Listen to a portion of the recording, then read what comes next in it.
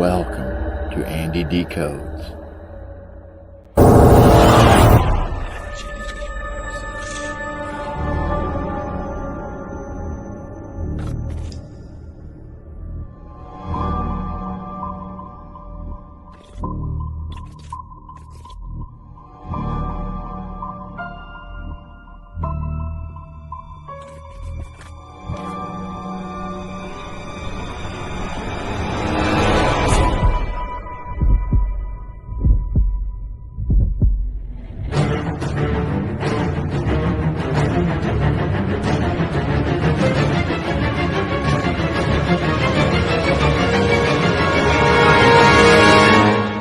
Sit back and enjoy as we dive deeper down into the rabbit hole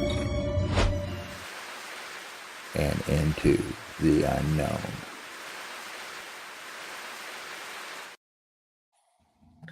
Hello and welcome to this exciting Halloween special. It is going to be a panel cast, so I shall reveal each one as we go. So the first one is American Werewolf. Oh, yeah. That is awesome. Hey, everybody. American Right. Werewolf I love in the London. headband. Right? That's Right. awesome. Oh, I'm waiting Rock I'm looking on. for the tennis racket.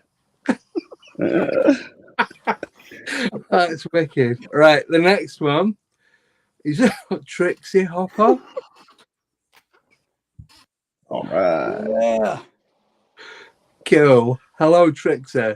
Hello. Caca. Next one is Freddie T. Freaky T. There we go. Hey. Oh, he's got to be from the States, so he knows what I'm wearing, hopefully. Yeah.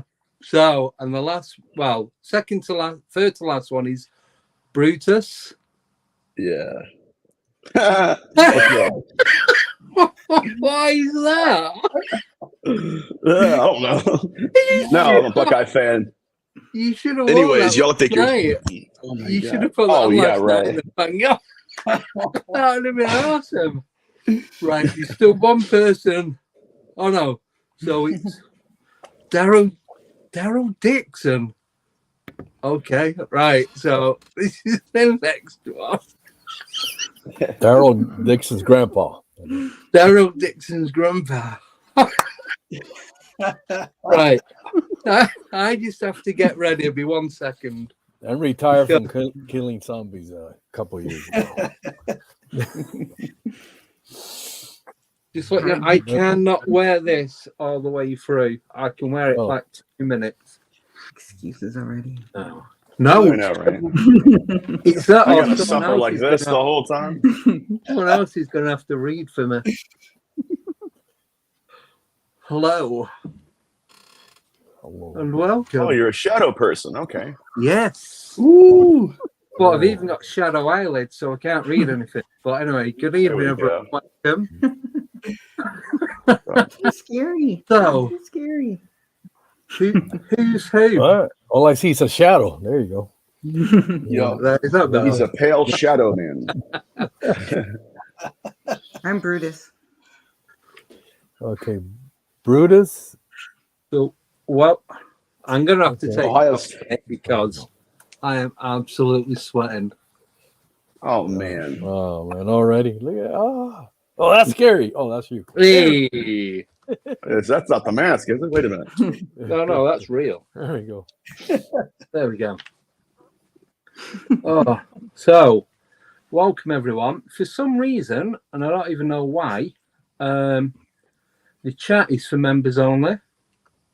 Mhm. So, does anyone know how to take the chat off? Because that was what was taking ever. Take the shadow off. So I need to change the chat to Everett Public. But I've looked on YouTube and there's nothing on there to change it to everyone.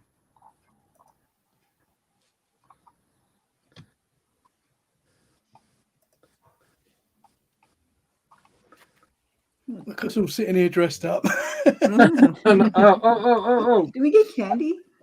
Yeah, Candy how for much candy do you want? So, Lots. I have no candy. Lots and lots. Right, the chat is now for everyone. My mistake. I do apologise. It's Yay. been a very long day. Thank you, everyone, for coming on. So, shall I introduce you all with your correct names? So, I'll start from American Werewolf. Sure. If nobody's already guessed, is Jessica Jones. Trixie Hopper Hey, is woo! Amanda Quill. Hiya. Hi. Daryl Dixon's grandpa Howdy. is Albert Rosales. Freaky T All right, buddy. is Tommy Cullen. And Brutus, I have no idea who this guy is. that was the goal, Andy. I tried to sneak in. It's Nathaniel Gillis. I'm not even Thank a you. researcher. I just showed up, so we'll see how it works. Yeah, well, thank you all so much for coming on and doing this. I thought it'd be a lot easier, but it's just nightmare. It's No, Halloween. It's good. It's Supposed to be a good. Nightmare. So I shall start off with a quick update regarding Tommy. Guessing Tommy knows what I'm going to talk about. If not, it's a big surprise for him as well. So pretty much as of this week, Tommy is going to be coming on co-hosting with me. At the moment, it's going to be every other Friday due to work commitments and family and that. So it's pretty much going to start tonight because in 2 weeks' time, Tommy's coming on as a guest. And that's is that the 10th of November? I think it is. Yeah, I think, yeah. And then, and then from the 10th, it's every 2 weeks. Tommy's going to come on and we're just going to do what we do. And hopefully you guys will enjoy it. So welcome to the club, so to speak. Thanks for having me. I'm excited. I know it's gonna be epic. It really is. And you guys, every single one of you, you are more than welcome to come on as and whenever you want. No issues whatsoever. So, does anyone want to start? I can't hear anything. I can only just about see. All right. Yeah, let's talk about George Metrovic. Where is he? So Albert this afternoon, he's George on. I put no, not this time. And he's like, oh, okay. I went, no disrespect to George. If we had George on, nobody else could get a word in. So there we go. Yeah, so that's the only reason George isn't on, because when it's a panel, it may as well just be 6 Georges. It's funny. So yeah, so that's it. So Nathaniel, last night. Weird. How Yes, did sir. you find it?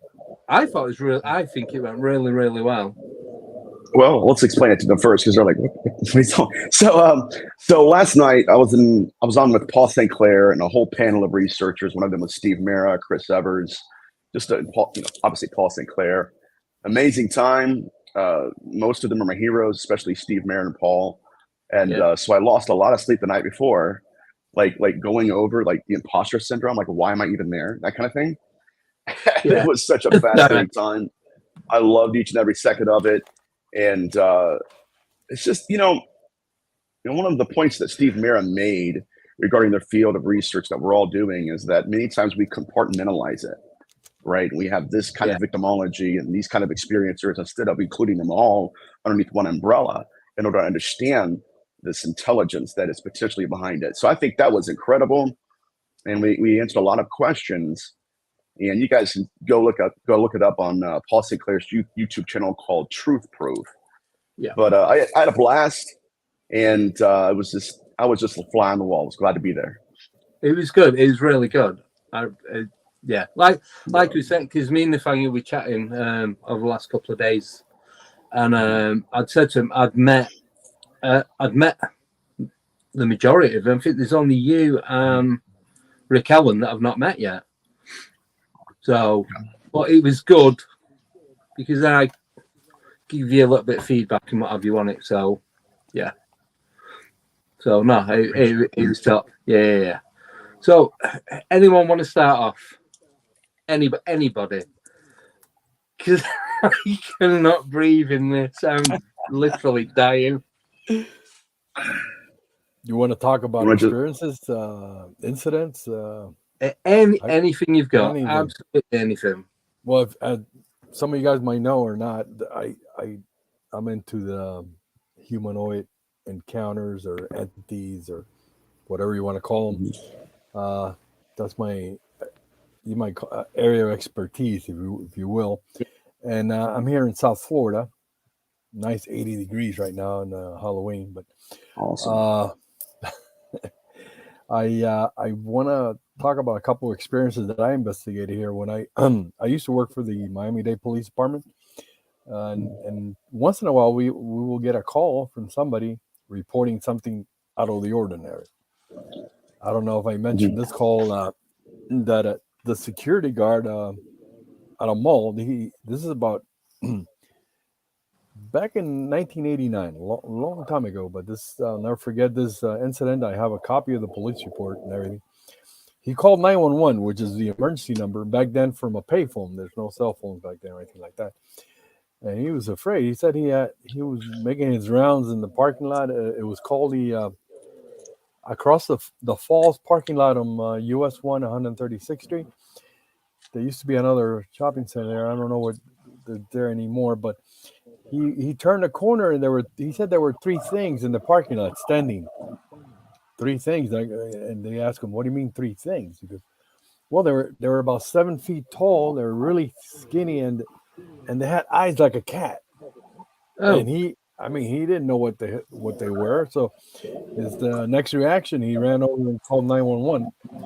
I mean, the police, believe it or not, they took him seriously because the guy was he's been there for a while. He wasn't they didn't think he was making it up. They went out there and they searched there was a little wooded area there. Of course, when the police got there, they were already gone.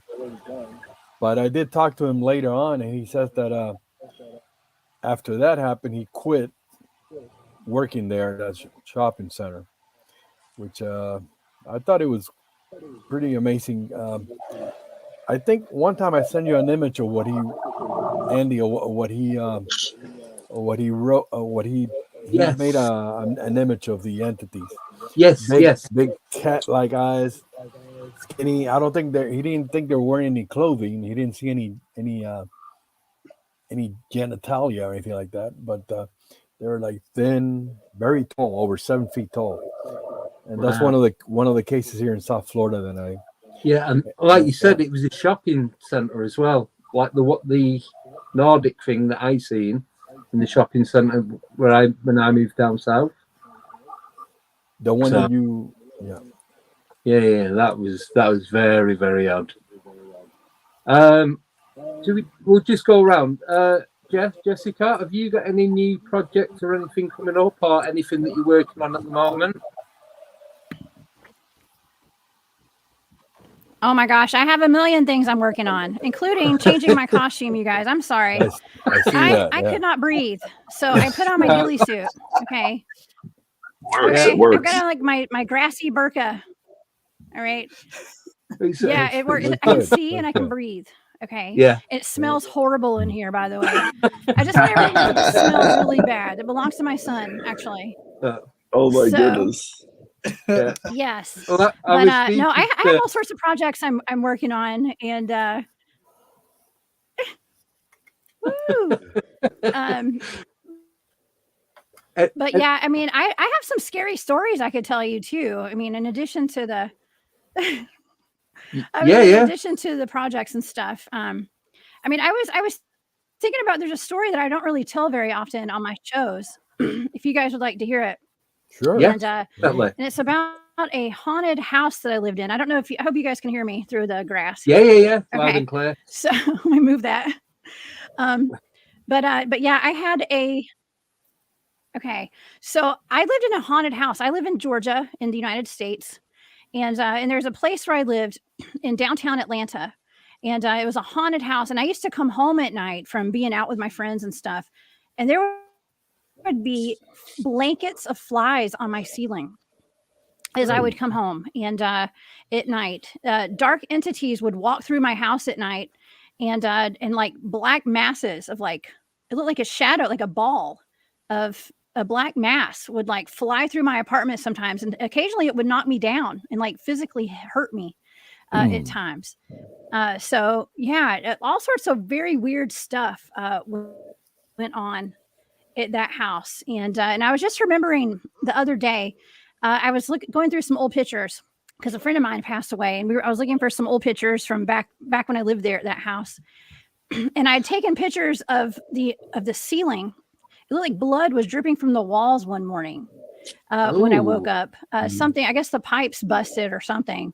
But every week it was something different, and yeah, that was just a very evil, bad place, and I'm glad I don't live there anymore. I even had a man that knocked on my door one night, late. Mm-hmm. No, go ahead. I was going to ask you, did you get any background on that property of go ahead. What happened there before, or okay. who owned it, or anything? Yes,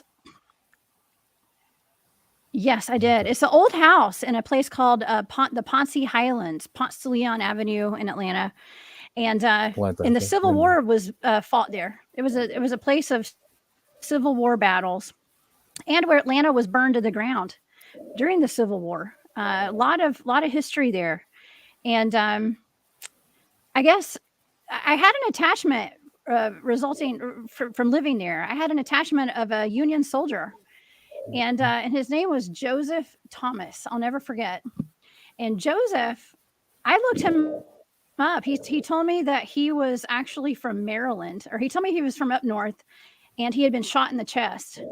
And I went looking, I went digging around for records, and I found that there was a man matching his name who had been shot with I believe it was a cannonball in his chest. Wow. Okay. So he said that he is attached to me because he said that he liked to go out and have fun with me, like when I was out drinking with my friends and stuff. Yeah. So crazy times down there at that haunted house. Yeah. Wow. But yeah, that's one of my ghost stories. Yeah, I remember my brother came and was like, "Okay, I'm moving you out of this house. This place is too evil and just bad." But yeah. Crazy That reminds time. me, if I may. The historical area of Atlanta right there is very haunted. Mm-hmm. Ooh. But did you anything else happen around that same neighborhood? Do you know? Well, it was right across the road from a very seedy hotel, and it's called the Claremont Motel, and that's where a lot of the gangsters lived and stayed there during the age of the Depression here in the United States. I don't know if it was like Al Capone stayed there. I mean, there were like famous gangsters that stayed there at that hotel, and it was on the block that house was on. And so, yeah, a lot of crime was happening there. In addition to the city being burned to the ground and the Civil War battles that happened there, lot of, I guess you could say a lot of bloodshed and stuff too happened there, which is pretty common when it comes to haunted places like that. You know, anywhere where a battle was fought and bodies, were there, it's gonna be pretty haunted. Yeah. So. Yeah. It's still haunted today, I'm sure. Do you ever go back? Just have a nosy about?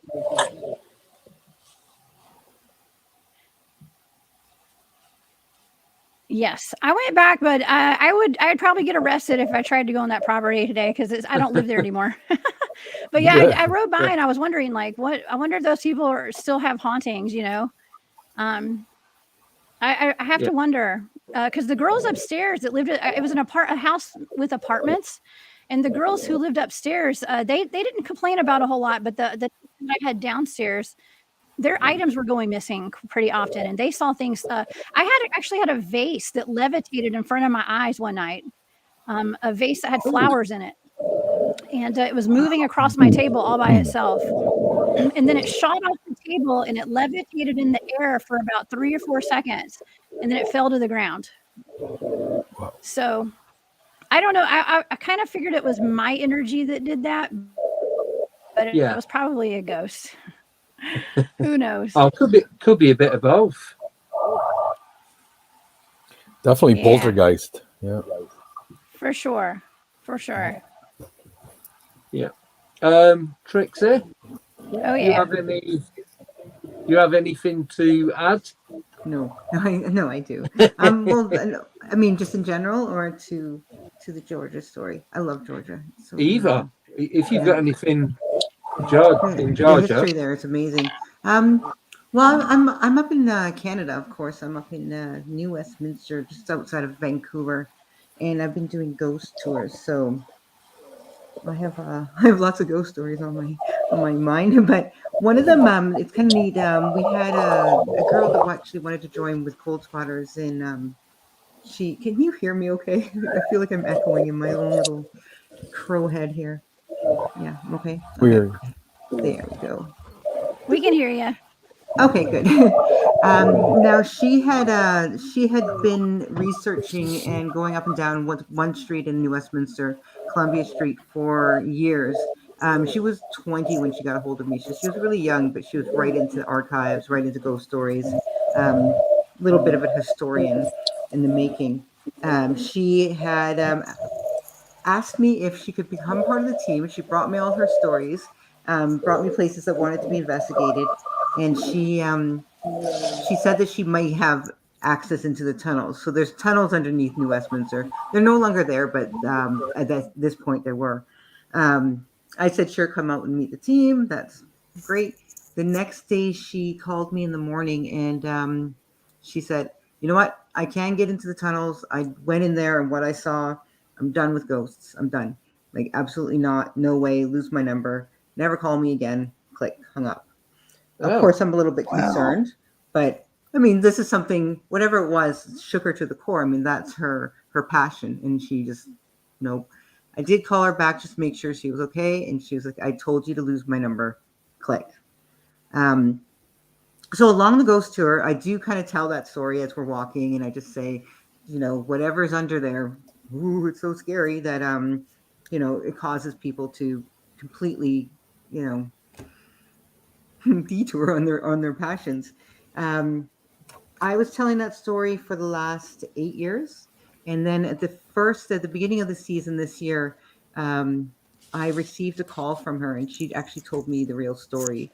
Now, before I told this on the tour, I was walking with my first tour, and there's one area where I step up on a step because I like to be taller than everyone for a little bit, and I'm telling the story at the Paramount Theater, and next door to it is where we tell the story because we don't want to, you know, crowd the theater. And while I was talking, one of the gentlemen right in front of me was watching, and he just kind of looked down, like behind me, and it almost looked like he was going to tell me to move over. And behind the doors, there was a staircase that went straight up, and then he just jumped back. And what he saw, he said he saw a man walking down the stairs wearing kind of gray denim, like kind of workman's pants, and black boots. And why he jumped is because he realized the waist up, he couldn't see anything. Now that's like that's the first kind of encounter with that I've ever heard of someone wearing gray work pants. Now we continued on the tour, and that's when I told the girl's story. Now, what she saw in the tunnels underneath, right where we were kind of walking from, is she saw what she thought was a prisoner, but he was wearing gray coveralls, completely black work boots, and he was moving really slowly. She ended up trying to get away with him, not away with him. It's a different story. Away from him, and ended up like running back into him. So it's almost like a loop. And she said that whatever she saw in his eyes just terrified her, like the reality of his crimes and everything, and what had happened in the tunnels. And there was a murder down there. So whether that's, you know, a lot more research needs to go into that. But I had never told that story, never told the story of this man wandering around wearing the gray work pants prior to this guy seeing him walking up behind me. Now, further on, like about a week later, one of the girls, so the theater's now, it's a gentleman's club. It's actually, it's one of the oldest running like theaters, but it was featured in the miniseries It, which is kind of cool. But the Gentlemen's Club itself, the dancers sometimes come out and they tell their stories. And sometimes they hide behind the cars and they jump out at people in all sorts of dress. It's very, very entertaining. But one time, the girl, she came running out. She said, I listened to your stories last night from the door. And she said, you're getting them all right. They're all good. They're really good stories. But you keep on forgetting the gray man. And I'm like, the gray man? She's like, yeah, that guy that wears all the gray coveralls and he looks like he's working and he just wanders around in here. So now he's in 2 buildings and in the tunnels now, I have reports of. And this is all brand new. I've been doing this tour for 9-10 years. I've never heard of this gray man. Now, last week, I kind of jumped. I was back up on that step where the doorway was, and I was telling my stories. And all of a sudden, the door behind me just started going boom, boom, boom, boom. And I jumped, I jumped off the step and moved over. And I was like, yeah, when your ghost tour guide gets a little scared, that's when you should worry. But now the tunnels aren't there anymore. The tunnels are not there anymore. So I don't know if that's why he's showing up in the buildings and he's showing up and he's being seen more. But after the the touring season is over, after Halloween is over, I think we have an opportunity to investigate a basement area that's across the street, like directly across the street, that did have access to the tunnels. So I'm hoping maybe he gets to show up. But this is the kind of stuff I love. Like I love this, like we just came up with a whole nother story based on just the community talking. I just absolutely, fascinates me. So that's what I'm up to. I'm finding a gray man. Excellent. Thank you. Brutus. Sir, you want to hear a scary story? You want to hear research, or what do you want me to do, bud? Scary. We'll start with a scary story, I think. All right. Well, scariest stuff I've done are cases. Obviously, like everybody else. I had a possession case one time where a murder took place. That was pretty terrifying. I didn't even know what was going on. I went in there under the auspices of praying with the family because they thought I was my dad. So I'm like, okay, what am I here to pray for? What am I supposed to do? We want you to do a cleansing. What for? And I look over, and in the corner of the room, there's carpet that had been recently cut up. And it turns out that there was a young girl, she was about 15 years old, that got possessed by an entity. This is going to be controversial, but this is research as well. Yeah. And murdered someone in that house. And so I was talking to the family, and it said that when the perpetrator came in, she had a pair of snub-nosed scissors and a knife, and it was a male guttural voice coming out of her. And so the cleansing went well, and but that was pretty much my scariest case outside of the malevolent haunting I experienced as a kid. Shadow figures, the whole gamut, voices talking above my head at nighttime. That's my story. It's not as deep and profound, but it's pretty terrifying at the time. Yeah, it's still, if you're in that situation, it's not going to be easy, is it? No, it was not easy at all. But a few months after I did that case, because the 2 girls that were involved in the case study were minors, and obviously I'm not going to disclose who they were. That's obviously. No. But a few months after that, I sat down next to us at a table. A family sat down next to me, and we got into a conversation. And it turns out that the social worker working on the case with the family was there. That was the social worker. She was talking to me, and she said the night that I did the cleansing, she got a phone call from the jail cell saying that the entity that had been visiting both girls has no longer shown up. It just decided to leave. So I don't know why they play by these rules. You know how it is. We do cleansings. Yeah. You guys do them. Some days it works. Other days you get your butt kicked. It makes no sense. So I don't know why, but we were successful that day. And thankfully, everything went back to normal, or as normal as they can be. Cool. Thank you. Freaky T. Yes, sir. I know you do. Do you have any scary? I've had a few crazy experiences. Do you want my first big experience? Give us one of your own, I think. Yeah. Okay, cool. So I grew up in a haunted house. Always a bad vibe. Things used to go missing. You always felt like someone was watching you. Typical, haunted house. Yeah. Things were happening there. And we all said it. The whole family felt the same. As soon as we left the house, we all said, yeah, that house was bad. But we didn't really say it at the time when we was living there.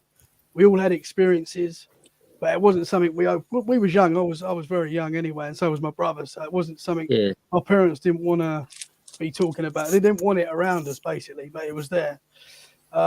When I was 10 years old, me and my brother shared a room, and we had bunk beds, and I was on the top bunk. And you could see, like, even when all the lights were off in the house, you could still see from the street lights, you could still see everything in the room. Yeah. And I had my desk in there, and we had quite a big room, but we shared it together. One night I woke up and I've looked down at my desk, and there was a man sitting there at my desk, full-bodied, just like this, just sort of looking up in my direction. And obviously I freaked out. It was absolutely terrifying. I just remember just staring at him for, a little while, just trying to work out if what I was seeing was there. But it was a full-bodied man. And he looked like, I would say he looked like William Shakespeare. That was the look that he had, like long hair. Yeah. He had like, he just was dressed from that. He looked like he was from that era. Sorry, my shoulder pads are falling down. Not a good move.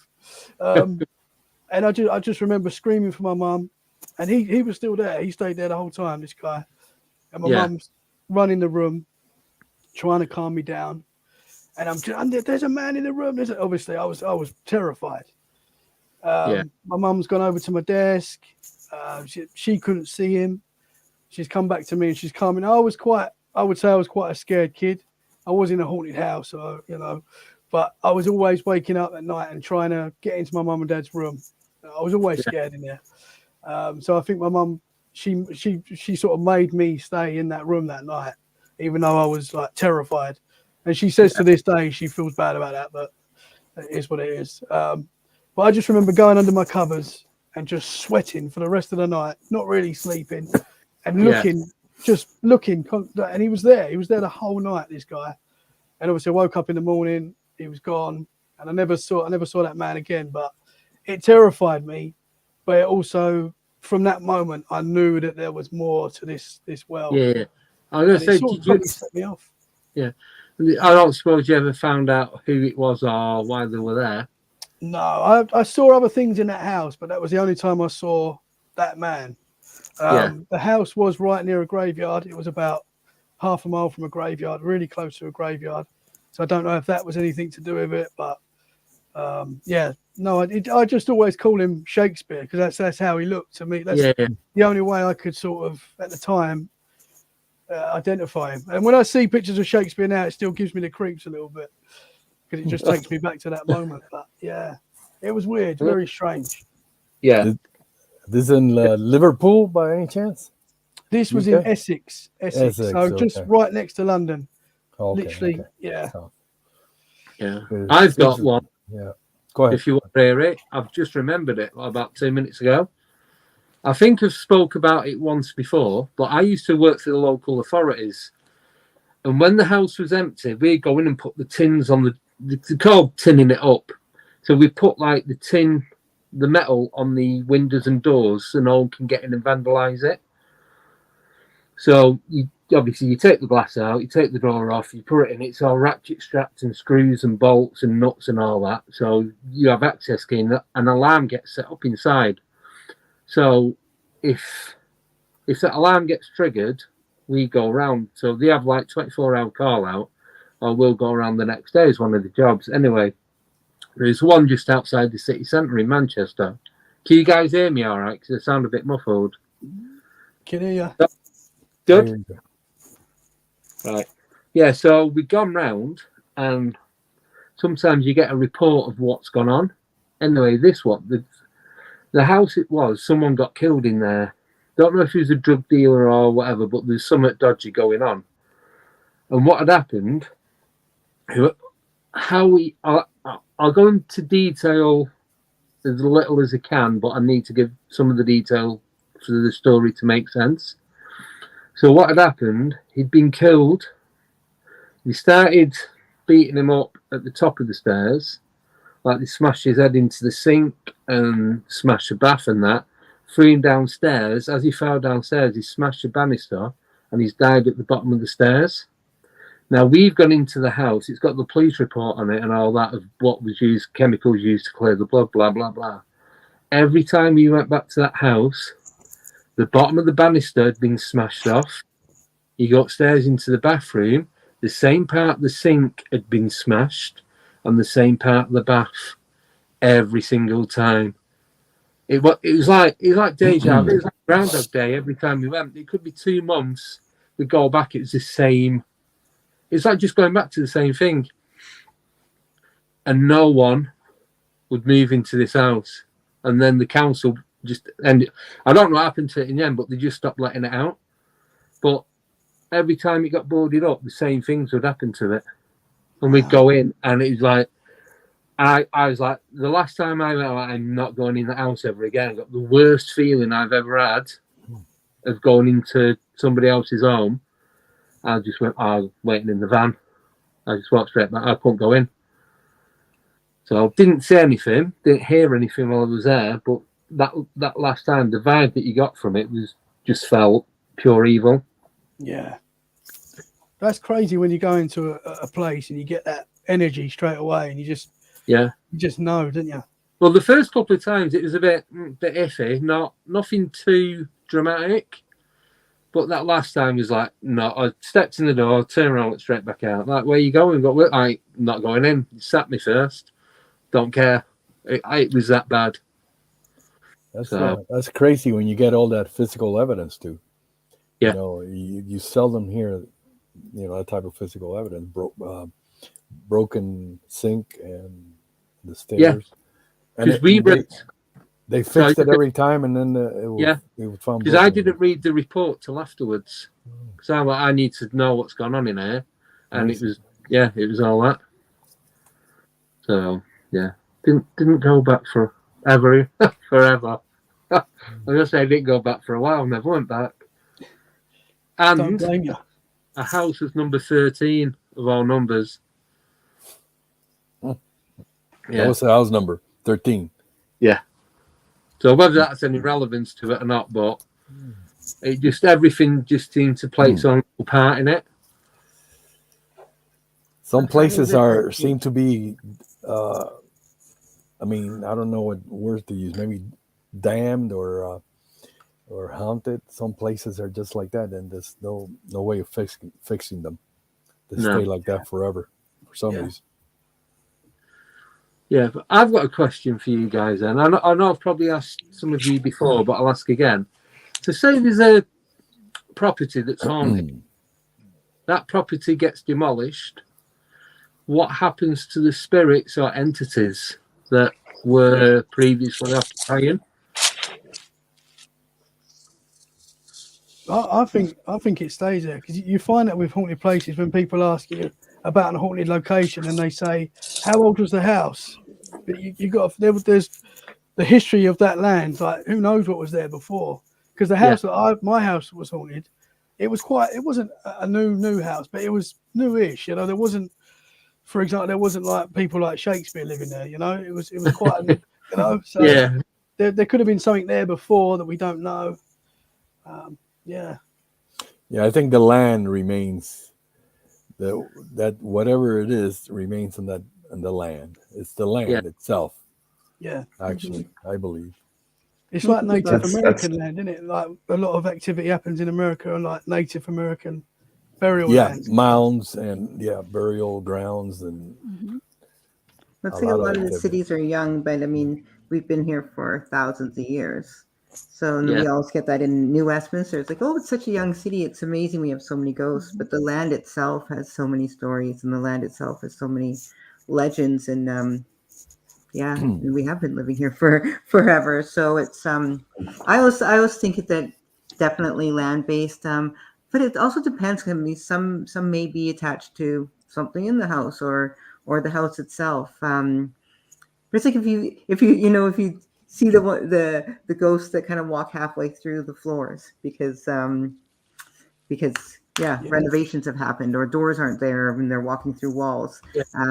We were just investigating on the 13th at a place, and the address was 666. But Wow. that was my fun day. But we would know that upstairs was almost like dormitory style rooms, so you couldn't walk all the way through, and we would hear footsteps from one end to the other going. So forget how big my nose is. So we would hear people just walking through like four. I just did it again. 4 or 5 balls. I'm just going to leave my hands down. Or my wings. Yeah. So wings. It definitely depends, right? Cool. Thank you. American Werewolf.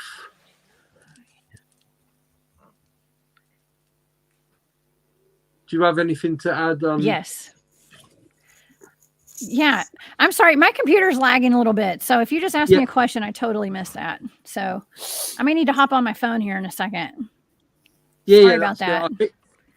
I think there's a 5-second delay. Totally. Yeah, so I was just asking, have you got anything to add with the question that I asked about whether the land's haunted or what happens to the spirits after the building's been demolished? Oh, yeah. I totally with the land. I totally agree with that 100%. I mean, we have a lot of cryptids. I'm a cryptid huntress. And so we get a lot of reports of cryptids on Civil War battlefields.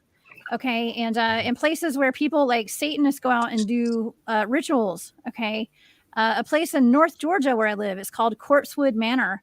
It's a hot spot where we have dogman sightings, werewolf reports, ghost, Bigfoot, Sasquatch, all sorts of weird stuff. We have an entity called Old Green Eyes up there, and this is near the Chickamauga battlefield. Okay, where 34,000 men died over a 3-day period.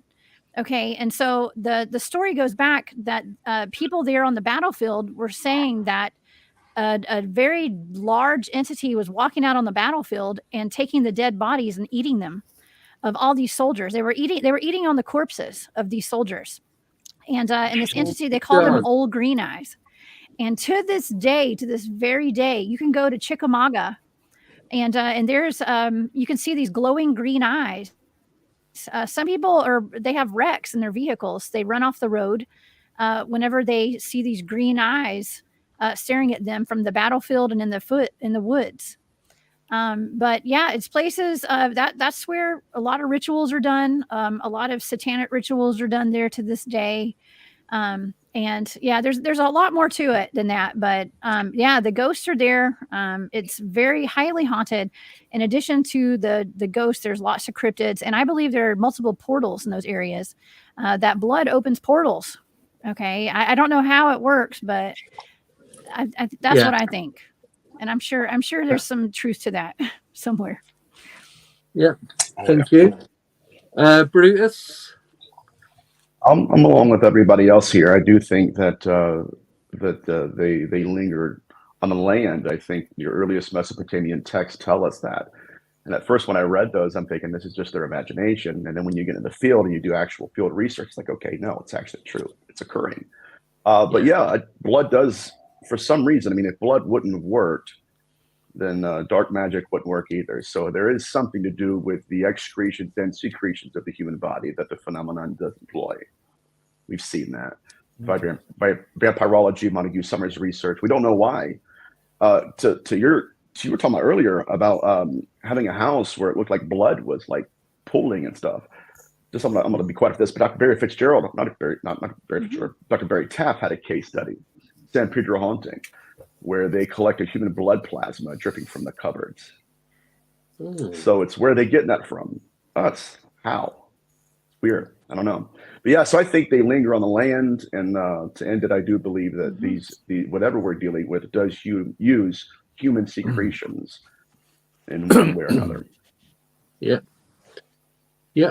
Daryl? I live here in South Florida near the Miami River, and back in the day, the the ancient Tequestwa Indians. I think Tequesta, yeah.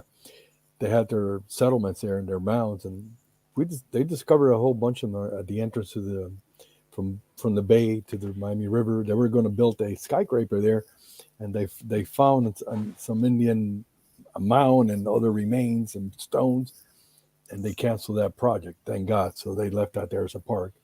And a lot of the early skunk ape incidents that I know about here in South Florida were around those areas, around the river.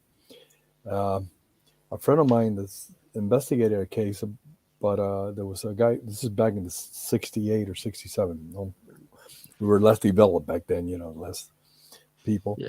Anyway, he was fishing along the Miami River, and he heard splashing noises, and he looked, and out of the water, this huge ape-type creature. It looked like a big, we call it here skunk ape. Yeah. Bigfoot, Sasquatch, same thing. Came out of the river and just walked towards him. He dropped the line. He just took off. And after a while, he just hid and looked, and the creature just walked around a little bit, and then he went back into the river. And then if you go to the East Everglades, there's been a lot of incidents that I talked to witnesses about all kinds of stuff. They not only skunk ape, but maybe there was a couple, father and a son, and they were fishing also, and they heard noises in the bush. This is more recent, maybe 90, 91. And they saw something that looked like a little dinosaur on two legs, bipedal, walking through the grass in the Everglades, East Everglades, and all other sorts of things. I think the lay of the land is very important when we deal with this kind of incidents, cryptids especially, and ghosts, spirits, whatever you want to call them. Yeah, thank you. We have got a question. I'll read it out, and then whoever wants to go first, just call your name. So this is from Sober Carpot, and he's asking, do you think there is a timescale on entities being able to haunt as you don't hear any Neanderthal ghost stories?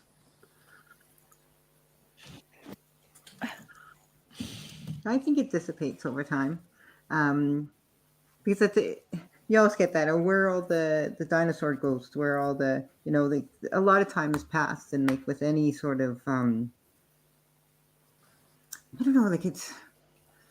I'm always fascinated with the time periods and why when you look at certain things like spiritualism and the Victorian and all the ghosts that we see are wearing Victorian garb and such, and it's like there are time periods that we're working on, and as that dissipates, goes away, and they're going to be replaced by people in hoodies and matching T-shirts walking around with K2s in 100 years. Like it's like where we're putting our energy into figuring out the haunts and figuring out the answers. We're actually just really creating more questions in a lot of ways.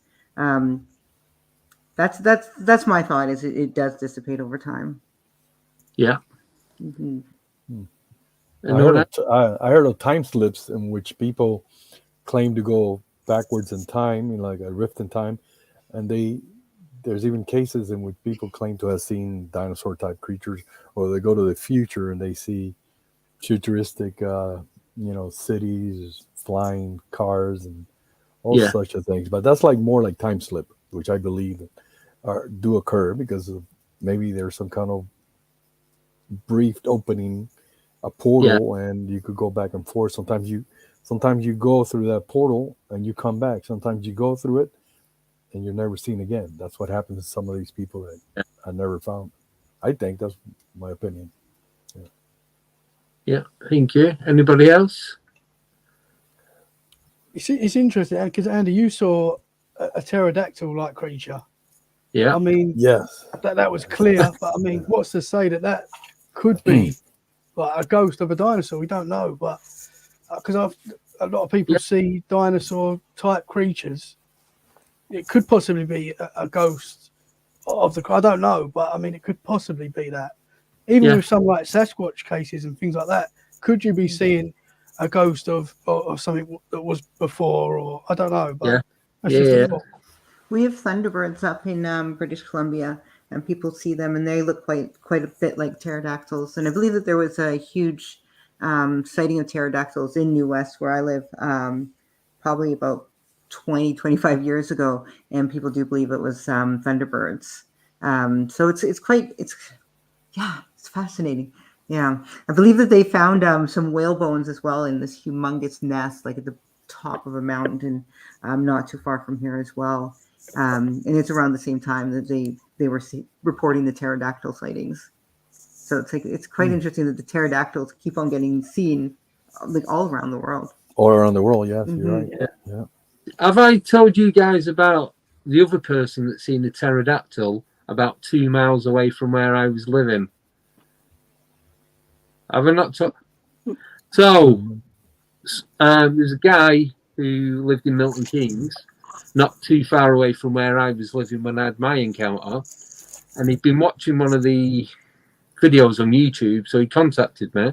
I give him my number, and we ended up having a telephone conversation for a couple of hours. And he was saying he was over the other side of Milton Keynes, going out towards near where I live now in Northampton, looking back towards where I was. So him and his missus had parked up and was looking, just watching the sunset. And he said he'd just seen this massive bird in the sky, but he said it was flapping its wings. But where he explained where it was literally on the same path of where I'd seen mine. It was going along the train line from London going up towards Manchester. So it was going southeast to northwest. And it was roughly in the same part, but it's probably about, I'd say, 2 years difference from when I seen it to when he seen it.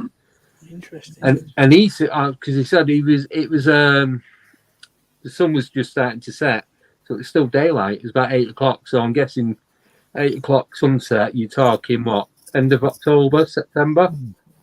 End of August, beginning of September time. I reckon 8 o'clock, 8-ish. And he said his was like a leathery tan colour. But the paranormal girls that were on to investigate, they're from up in Manchester. She said she'd seen one near Blackpool, and that was like a shiny white colour. She thought it was a seagull at first, but then realised how far away and how big it was. Wow, I don't mean to interrupt you, but I was going to tell you we have a ton of pterosaur and pterodactyl sightings all over the South, in South Carolina, North Carolina, and Georgia, and Texas. Those are like the main states that I'm aware of that have the most pterosaur sightings or pterodactyls. And it's very common. We're getting reports all the time, and velociraptor reports out of the Appalachian Mountains as well. So just be careful out there, y'all. There's all sorts of weird stuff out in those woods. Well, we're going to Cannock Chase tomorrow night. Oh, wow. Yeah, so we're going back. Well, we're going tomorrow afternoon. We're going to the local pub. Just hope it's not going to be like the slaughtered lamb. Yeah. So, because the weather's a bit crappy at the minute, we're going to meet up at this pub and then decide what we're going to do, where we're going to go. But where the pub is, there's a lake, the forest goes round, and one of the guys, Sober Carper, who's been doing a lot of the research for us, there's two plants that for growing. There's 2 plants for growing Christmas trees, and this is where he's looking at, and he's found this pretty much a spot where there's a lot of activity going on.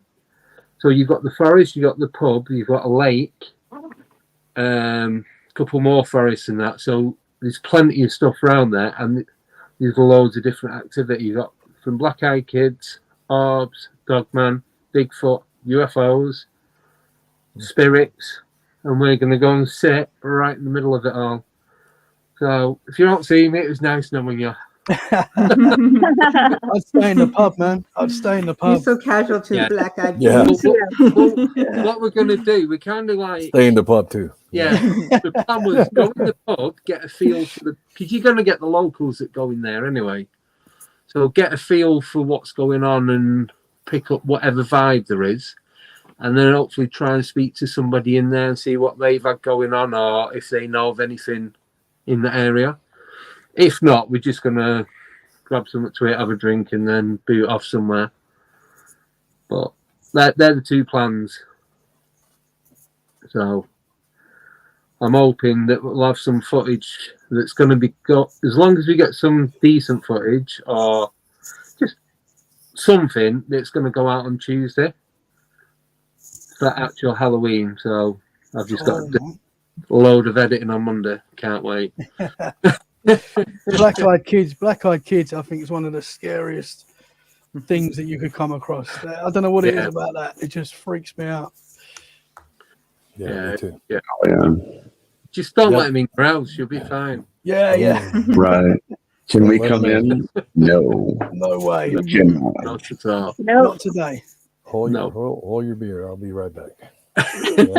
Yeah, right. Especially when the dog is hiding underneath the bed. Yeah. That's a no for me. Right, got one more. Got another question, then we'll go for a break because it didn't start till late anyway. I do apologise for that. So this is from Sober Carper again, and he's asking, due to all the panel being in costume, do any of you have any thoughts on whether what you wear or look like can stimulate strange phenomena, i.e. costumes to match the situation? Yeah, my costume's about the Ohio State Buckeyes, and so I hope that we win the national championship. Maybe that'll help. Maybe it's a tulpa. I'm going to create it right now. It's a tulpa. No, but there you go. There you go. I'm making fun of the question. Good question. I unfortunately, I'm not wearing a good costume that would complement the question. Sorry, Sober. Well, I don't think Daryl Dixon is real either. So sorry. Well, in my case with the ghillie suit, this is what we'll wear these out when we're doing our Bigfooting and our cryptid research. And I don't wear this. This is actually my son's, y'all. But anyways, and like I said, it smells terrible, but they're supposed to. Okay. But yeah, this would. I'm supposed to blend into the environment, so nothing's supposed to see me. Okay. So I don't know. I don't think it would simulate any kind of reaction really, but it might. I don't know. I think the Bigfoots would run for me if they saw me like this. But yeah. Yeah, when I was putting mine on, and because I was being a shadow person, I have got a black hat, and I was considering putting that on and being the hat man. And then I was thinking, no, because if I dress like that, I do not want to be waking up in the middle of the night and seeing that at the bottom of my bed. Right. So the hat is like about 2 foot in front of me, like near my feet, and I was still like that whether I was going to put it on or not. But then with that question, no. The answer is no. I guess we could really look into it. I'm off to do ghost tours tonight, so I could wear the costume on the ghost tours and see if maybe they'll come around to see what the heck is she doing, or just thinking I'm a crow talking. I'm gonna fool them. Yeah. We can see. We can do some research on this. We can do a little, investigative crowing. Yes. Yeah. Mm-hmm. Right. Are we? Tommy? Yeah, I think so. I think it could play a part. I've spoken to people that say about using certain types of language. Like obviously the English language has changed quite a lot over the years, and if you go back hundreds of years, the language was a little bit different, and some investigators try to use that language and get results that way. I've heard that before. Yeah. So I think that could play a part in sort of trying to go back to how it was, maybe. Interesting, yeah. Just like when they have supposedly a possession and the spirit or the demon speaks Aramaic, and they try to get somebody that speaks that language or Latin. Yeah. Well, thank you. Right, are we guys good to go for a break? Yes. I reckon we all need a drink, whether it's alcoholic or not. Right. We'll do a quick break. Well, it'll be a 3-minute break. Is that all right? There's a 10-second countdown at the end. Yeah, I could chug a martini in 3 minutes. No problem. Yeah. Right, get your questions in for round two, and we'll see you in 3 minutes. Right.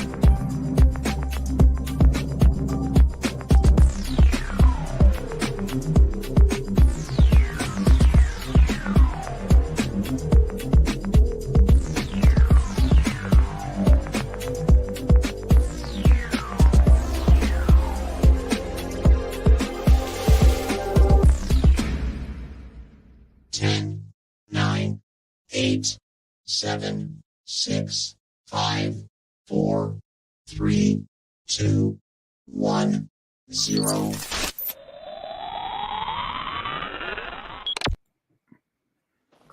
And we are back. I'll put something on that I can breathe in. You gave us 3 minutes. It took me 30 seconds to completely and utterly destroy my whole setup and knock over lamps and try to walk to the bathroom and walk into a wall and then lose my mask. Oh. Yeah, so the last 2.5 minutes we're trying to get back together. All right. So no more breaks for me. Apologize. Oh. So Tommy's now a Viking. Yeah, I found my Viking hat. Cool. Daryl Dixon's the Invisible Man. Who's that? He's making a grand entrance. Have you guys on the panel got any questions?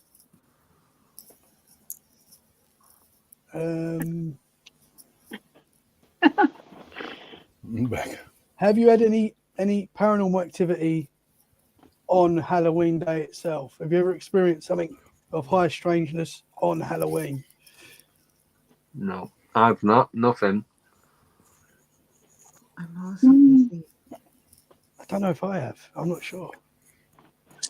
I know a lot of UFO cases in Halloween, entity encounters. I don't know if that's related. Ooh, like October 31st, UFO encounters, humanoid encounters. I can't think of any specific one, but there's been a lot of cases on that date, October 31st. That I know, that I'm aware of. Yeah. Yeah. I've had a couple of things happen like Friday the 13th. But the first one that I can remember, I was in junior school. So I was only about maybe 7, 8. And we're all sat there in the middle of class. And it's one where your class, it's got the sink and bathroom, everything's all like in one big block. And we just sat there.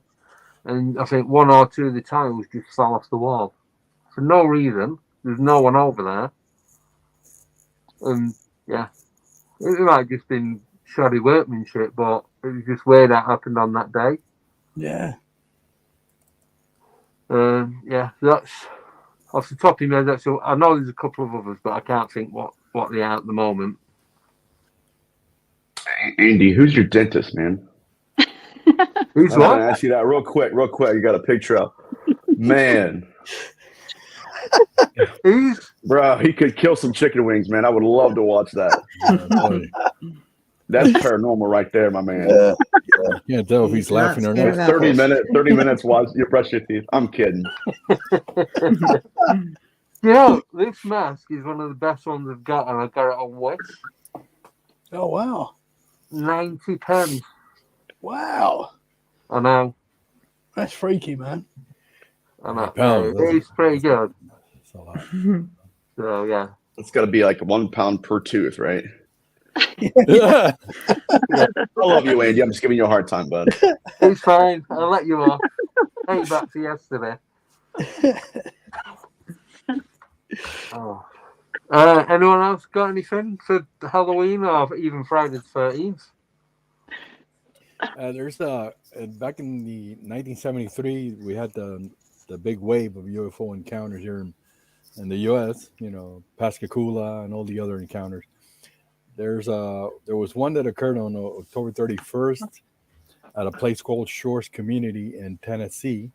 Yeah, it was kind of the small write-up on it. It says that during a rash of UFO sightings in the area, this is around 5:30 a.m. on the 31st of October, the witness, while driving to work, encountered 3 anthropoid-like creatures.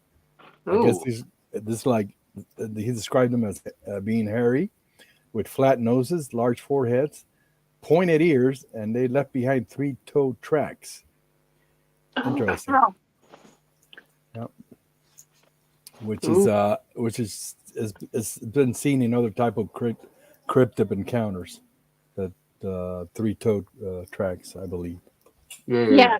There's people on my teams that have found 3-toed tracks before, and the 3-toed tracks are interesting because it seems like reptilian kind of. You know, it makes you think of reptiles or a reptilian humanoid. But I mean, who's to say that a Bigfoot or a werewolf, you know, or a dog man couldn't have 3-toed tracks? You know, I don't know. Maybe something's missing a toe. Who knows? But interesting. That's very interesting. You know, we have a hot spot here in Georgia where we've had a lot. I think it's like the #1 alien abduction spot in the South. It's in Middle Georgia at a place called it's near West Point Lake, down in LaGrange, in Middle Georgia. And I do Bigfooting down there, and we have dogman reports down there, but a very high rate of alien abduction reports come out of that area. Now it is near an army base. It's near Fort Benning, I believe, is down that way. So I'm not saying that has anything to do with it, but it could. You know, LaGrange. Did you ever knew John Thompson? John Thompson. He used to investigate cases in that area, LaGrange, in Georgia. He was active. He was active back in the 90s. I don't know what happened to him now. He like either dropped off, but he documented a lot of incidents. And there's a corridor which he called the. It's the herd. That's exactly where we're going. I'm actually going to be there this month. It's called the Troop Herd Corridor. Yeah, that one. Yeah, that's it. He recorded a lot of incidents there in that area. Troop. I need to find out. I need to see his studies on that, because that's where my team does a bunch of research down there. He used to write up cases for different magazines and stuff. I don't think he wrote a book, but he was pretty active. There was another guy who wrote a book about strange Georgia. I forgot his name, but he mentions a lot of the cases there in Lagrange. Yeah. Oh, very cool. Very cool. Hey, I'll be there in the next couple of weeks. Cool. Wish me luck. I'm just kidding. Good luck. Good luck. Yeah. Oh my So I gosh. just left that area and I couldn't find anyone to investigate with. Like now I'm up here. Oh, I'm you like, know me. what do Now you you know mean? me. You have to call me next time. Yeah, for sure, for sure. Right. Got a couple of questions in the chat. So, first one is from Jojo, moderator, and she's asking, "What's the best horror film you all like?" Mm. Ooh.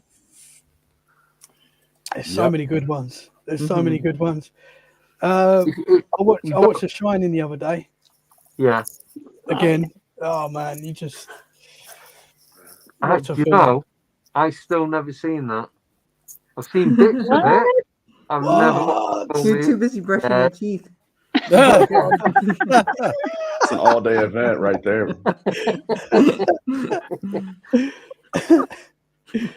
You Yeah, gotta get on that film. Just never watched it. Yeah, my favorite one is Salem's Lot. Oh, yeah. right That's a there. good one. Yeah, Mhm. that's a good one. I've been kind Salem's of grooving on The Changeling lately. I think just because it's filmed out here. Yeah, I like Poltergeist with Carol Ann. You know, that's Oh, my yeah. favorite. Oh yeah. Yeah. Classic. Hmm. Well, I like Dark City, not because it's because it's not gory, it's not really paranormal, but I think it's more indicative of what we're dealing with with the phenomenon than any movie I've seen.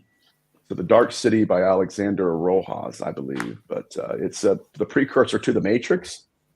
Yeah. And Remember that, yeah. if you watch Dark City and then watch The Matrix, you'll realize, wait a minute, as great of a movie Matrix was, a lot of their concepts was taken from the mind of Alex. So anyways, Dark Dark City, City, incredible.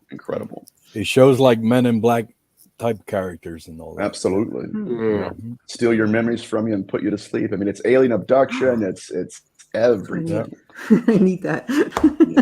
I need to try it I don't out. want to think about stuff and I need to sleep. Sleep. That's what they do, right?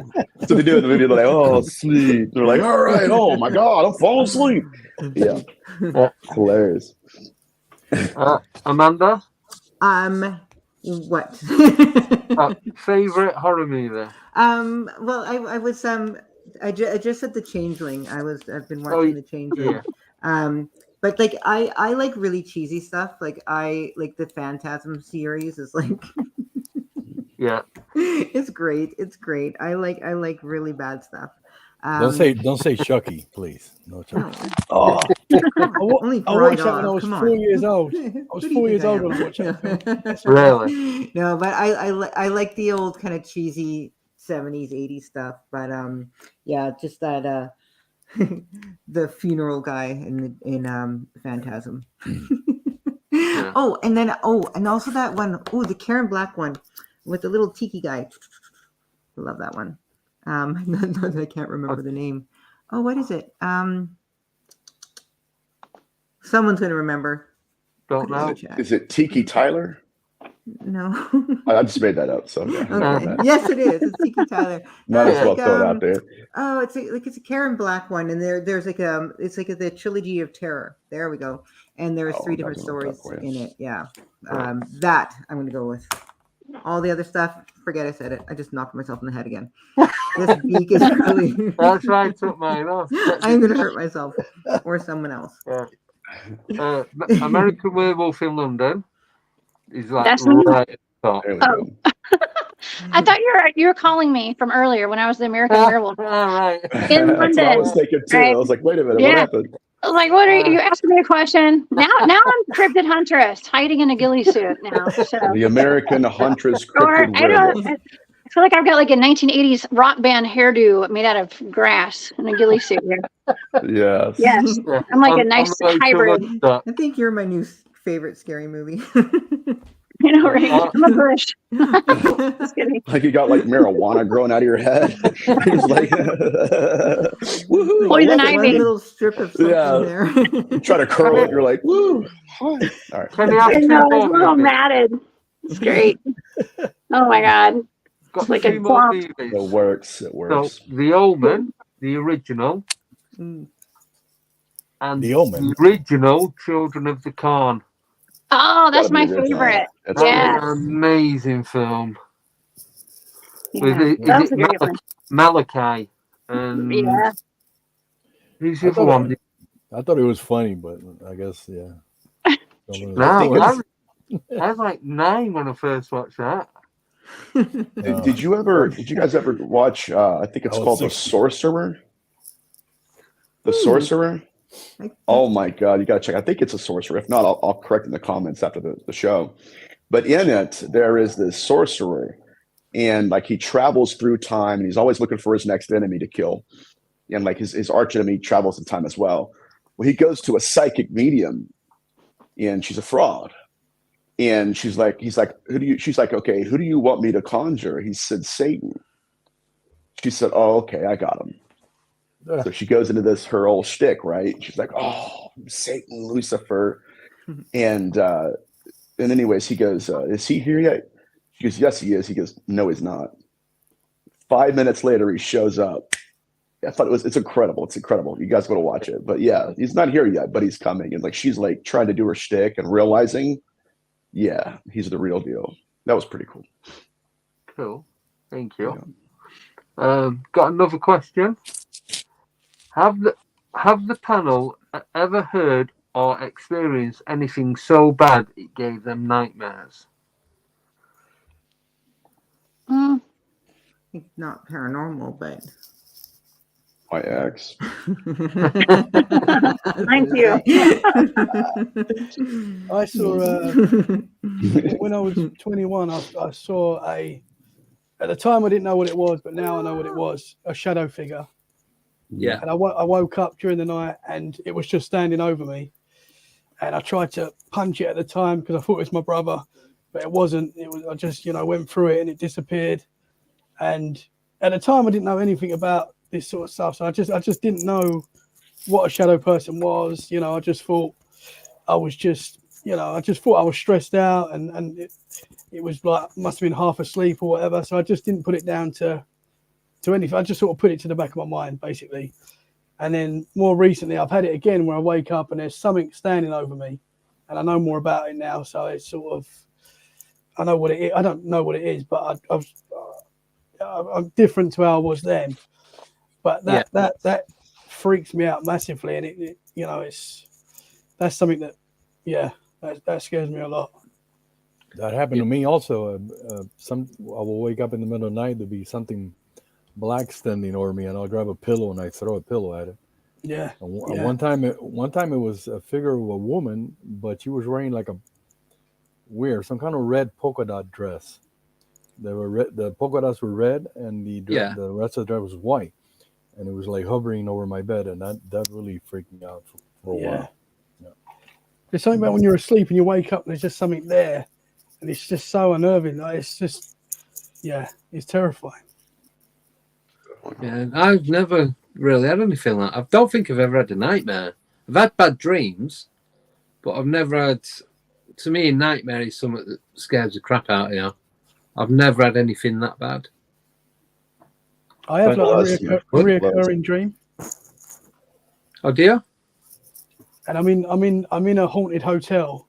It's a bit like the Shining sort of hotel place, and I'm just sort of lost in the hotel, running around. Everything looks the same, all the rooms look the same, and I feel like something's sort of coming for me. Like I don't know what it is, but like an entity or something that's not nice. And I have this dream quite a lot. It's something I have it every couple of months or whatever, and it's it's one of them where you wake up and you're like, oh, it's just a dream, But it's, there you go. Thank God. Yeah. Cheers. Anyone else got anything to add? I had an experience.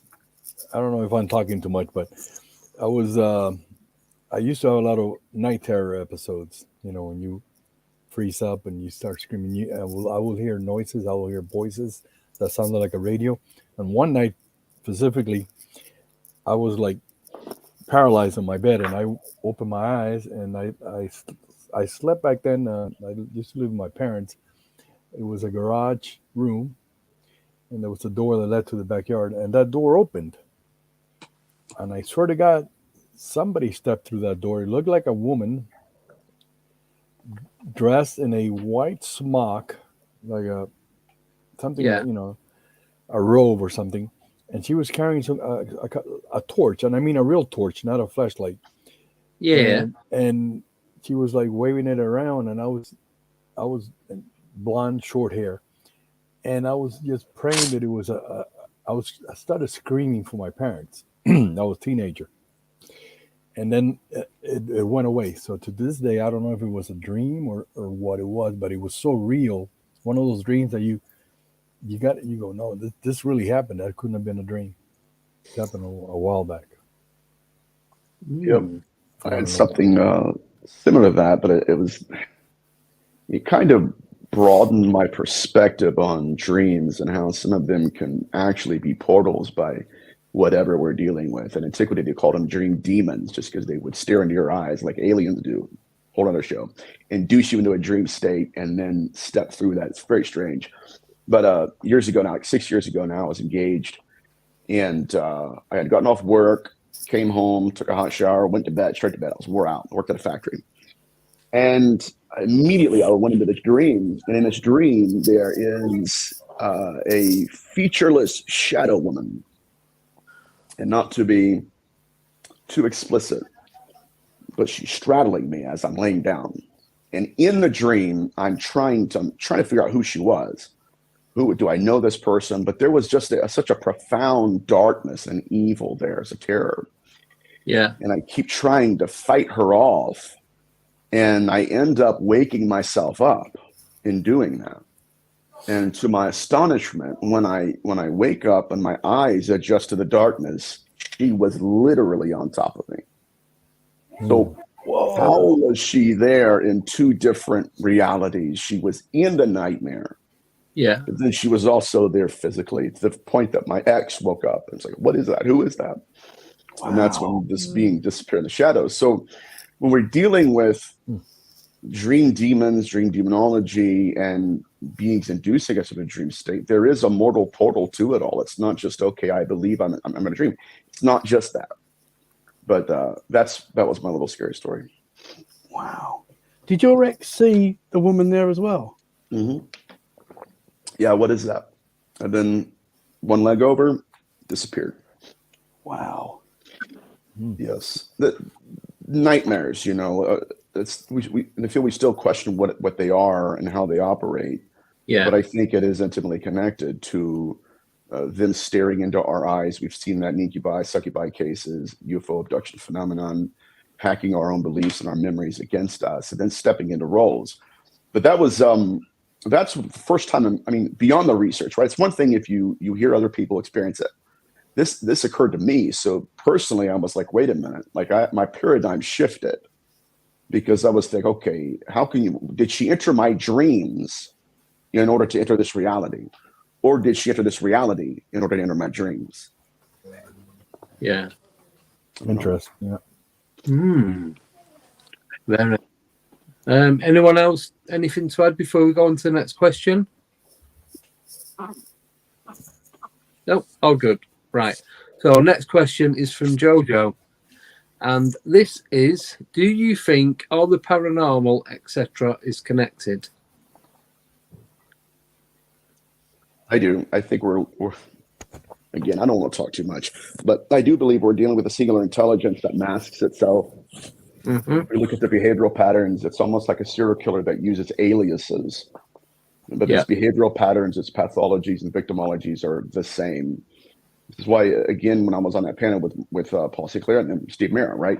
And he was talking about this. We compartmentalize the phenomenon, and in doing so, we never allow the incubi victims to talk to UFO experiencers, even though their stories are identical. We come from different traditions and different ways of thinking. And in a way, I do believe that's designed by the phenomenon, because if People are. If you realize that these are just masks that the phenomenon wears, then it can no longer deceive us. And I think that's I am what's called a proponent of the unified field theory. Yeah. A lot of the UFO witnesses, entity witnesses, report paranormal experiences soon after that, after the encounter, like poltergeist activity and shadow figures and stuff like that. Orbs. Yeah. I'm going to say this and be quiet because I'm not going to take too much time. But when you look at like Chris Bledsoe, the experiencer is a great guy. He talks about how an orb was in his front yard and a being crawled out of it. Yeah. We see that also in hauntology and orbology when, for instance, Dr. Barry Taft at San Pedro Haunting had an orb the size of a basketball in the corner of the room, and boom, an apparition appeared. So if we compartmentalize both of them, one's an alien, one's a ghost, or are we dealing with the same technology, same beings that are manifesting in different masks? But well, now I have something to say about that because I'm out in the field a lot doing Bigfoot field research. And when we're out there, the one constant that we have are orbs. Okay, we have orbs all the time. Now they're either transparent, translucent. Some of them are solid. They're different colors. But one thing is constant, and that's having orbs. Now sometimes, like I've seen an orange orb flash through the tree line, and then a big huff, like a Sasquatch. Okay, like now are they turning into Sasquatch, or is this some kind of like non-corporeal way for them to move, and then they turn into, are they manifesting through portals? Like what are we seeing there? That's always our question.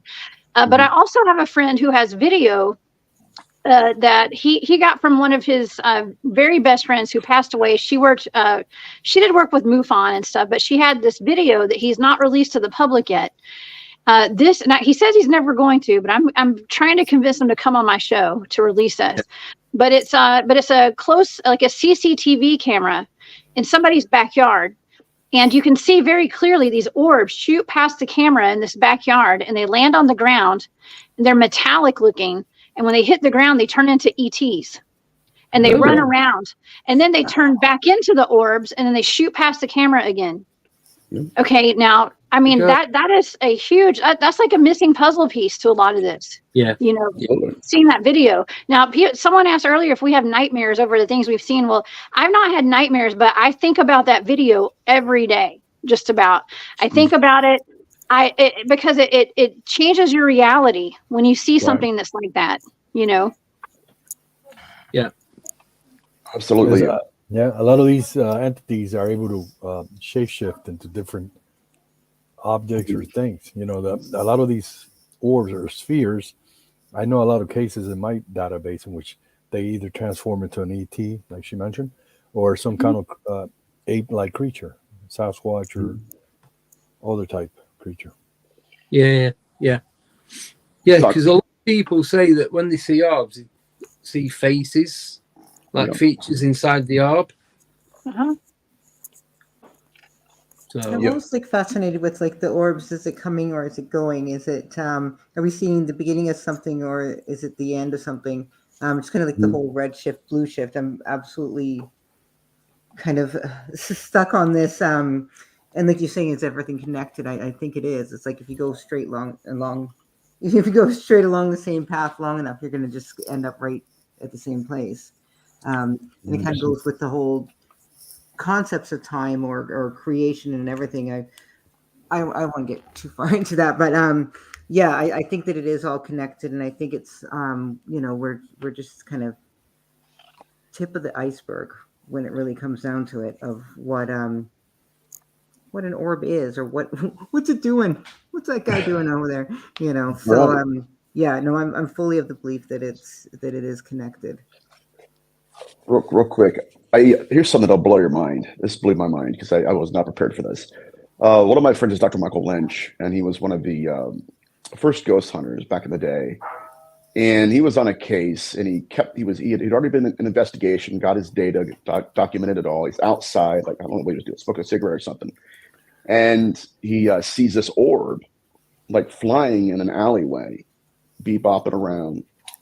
And next thing you know is it just hovers midair. So he had his equipment in his hands, and he had this laser thermometer. You shoot the laser at it, sends data back. Okay, that's how hot or cold the object is. So he shoots the orb that had just been going through walls, and the light itself, the laser, refracted off of the orb itself. Oh. So it's physical and non-physical whenever it wants to be. Yeah. Which is really, it's just... Yeah. There goes my theories. So, like the question I asked you guys last night, Nathaniel, so if with all this phenomena that we all know, or we're all pretty much sure that it is connected, who or what is controlling it? Oh, man. I don't know. I mean, if you look at, so let's take the positive case studies into consideration. If there is a supreme deity, obviously we don't have a compromise or a contradiction with him dealing with positive cases. But if there are, in fact, negative case studies, and Steve Mera mentioned this, yes, there are people that have died from this phenomenon. Attachments, I mean, I've had one case where the attachment killed a rabbit, a dog. The person had just diagnosed with terminal illness. She lost her brother. It was just bad. Then it starts to get into religious philosophy. Okay, if there's a supreme deity, why is he allowing these things to happen? Why are these beings telling people they're angels, like Dr. Kohler Turner had? What is really going on? And it leaves very little room for intellectual wiggle. Either he's allowing it or he does. It's just so, it's foggy.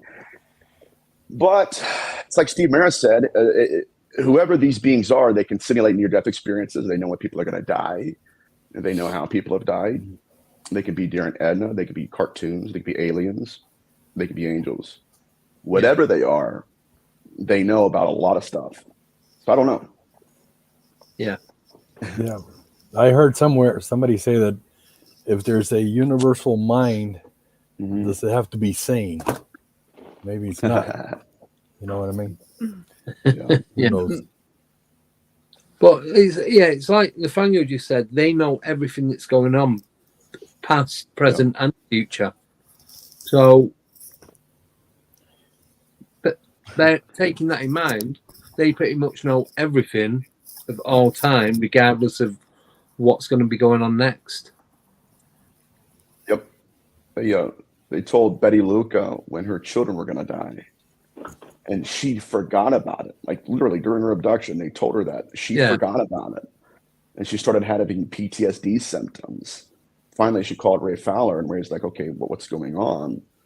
And I know something, but I don't know how I know it. And I don't know what I know. So they did regression, memory therapy, and voila. They told her, hey, listen, your kids are going to die. So, I mean, and we also have case studies. There's one researcher in New England who was in the seminary, and he went on an exorcism trip with his professors. And during the exorcism, he looked at the demoniac, possessed individual, and in his mind, he didn't even say his words, he thought it. And in his mind, he said, this is baloney, I don't believe in it. And that entity snapped to attention. He said, I was there when your father killed himself, and I made him pull the trigger. So what we're looking at is not just the information they have access to, but in some cases, their willingness to bludgeon us with it. It's almost, I mean, if you look at this psychologically, and I'll be quiet for this, I tend to ramble, but if we look at it psychologically, it's quite literally like you're dealing with a serial killer who, some of them, not all, I'm not saying they're all negative, you know that, but many of them have that predatory nature where just completely immune to any kind of human suffering. And that it's strange. Yeah. Thank you. Anybody else? My opinion, I don't think, at least this is what I think. We're not gonna get any answers to this mystery, this whole phenomena, paranormal, UFO. Not in this lifetime, I don't think. I think when we move on, I think we will know more. Yeah. That's my opinion, because I do believe that we move on from this existence. Because it's just too much. I don't think, if you go into this field expecting to get an answer in a year or two, forget about it. It's not going to happen. That's why a lot of people quit. And they just say, I don't want to deal with this anymore. Yeah. That's what I think. Yeah, I agree with you on that. Anybody else? How should we move to the next question? Right, next one then. So next question is from Ogate, and she's asking, hi panel, do you ever have nice experiences where maybe you get time with a deceased loved one?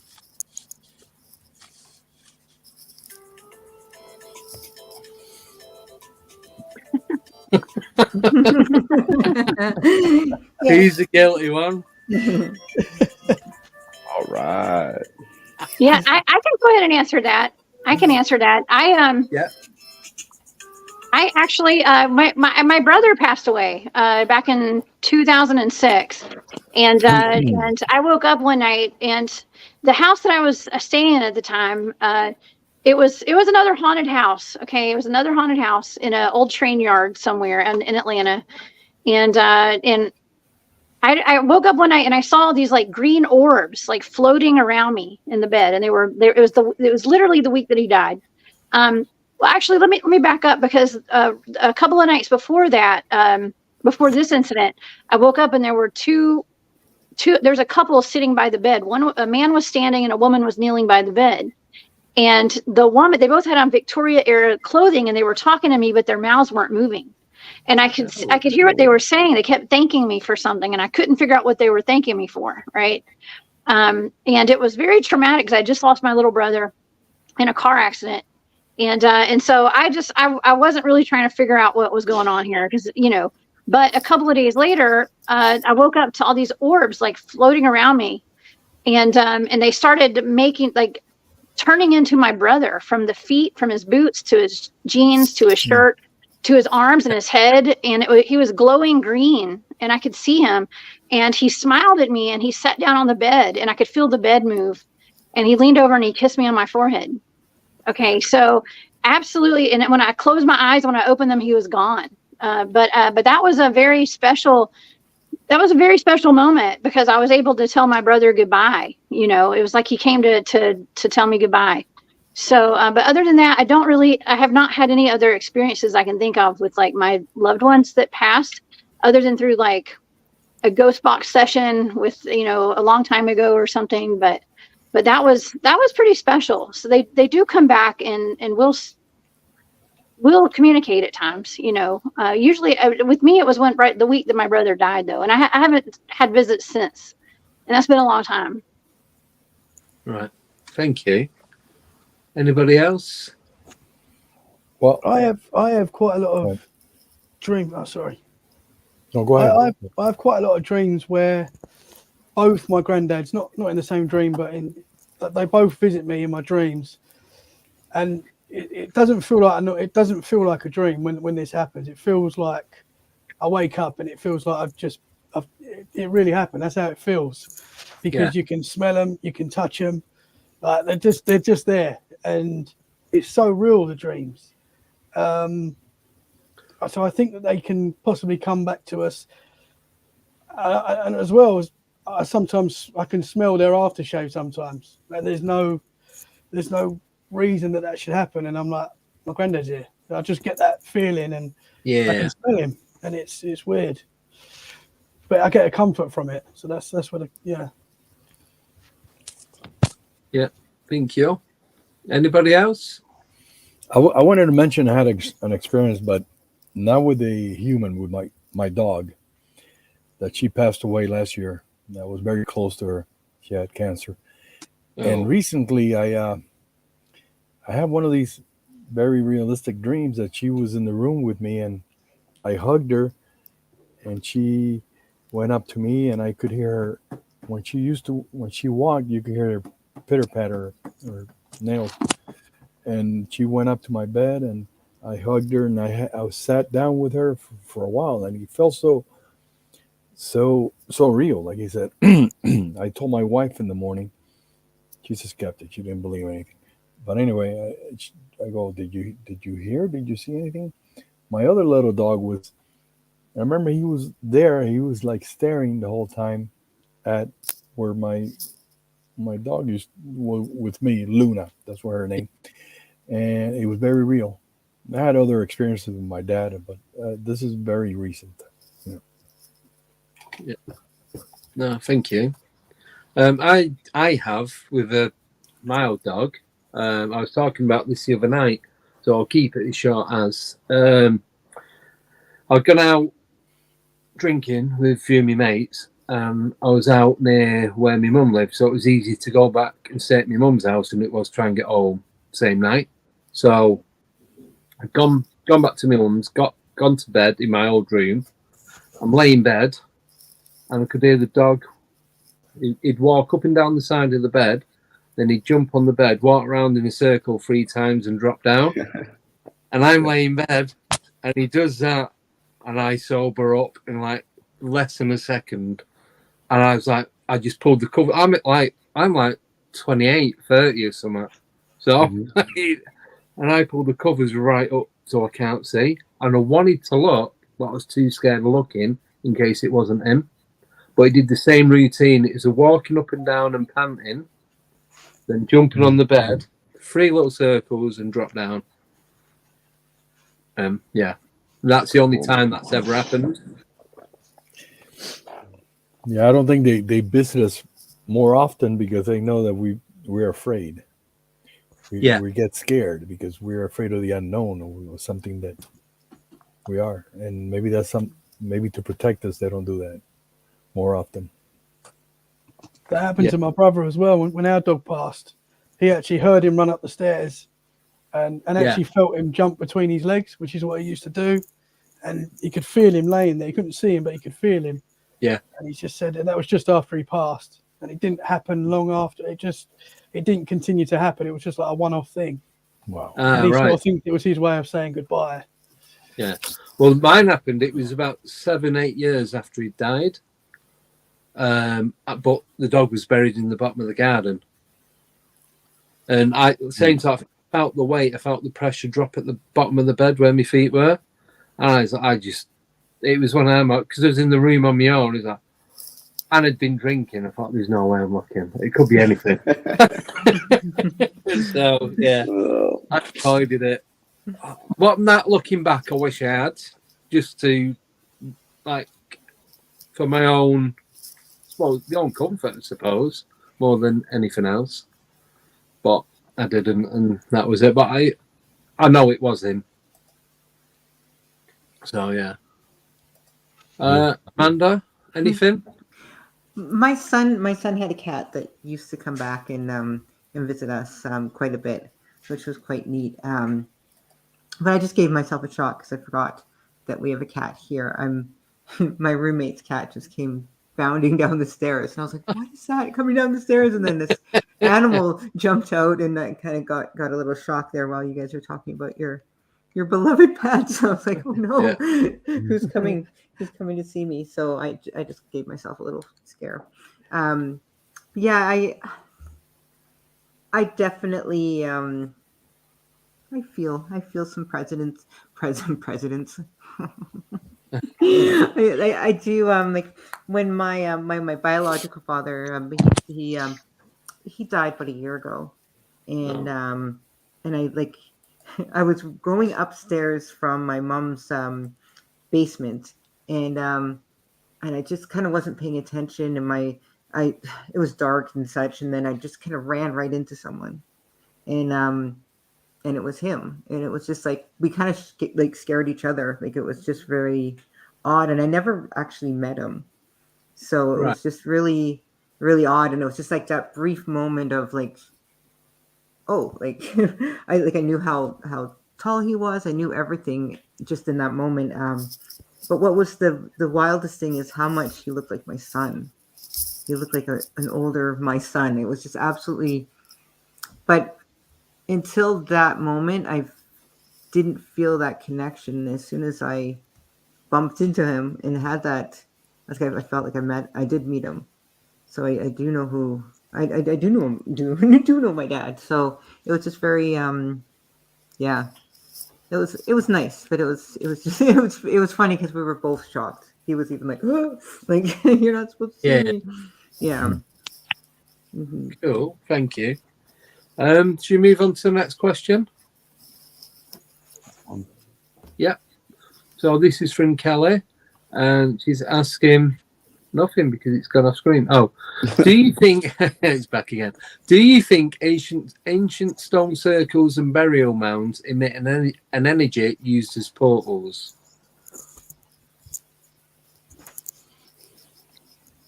Jessica, do you want to go for this one first?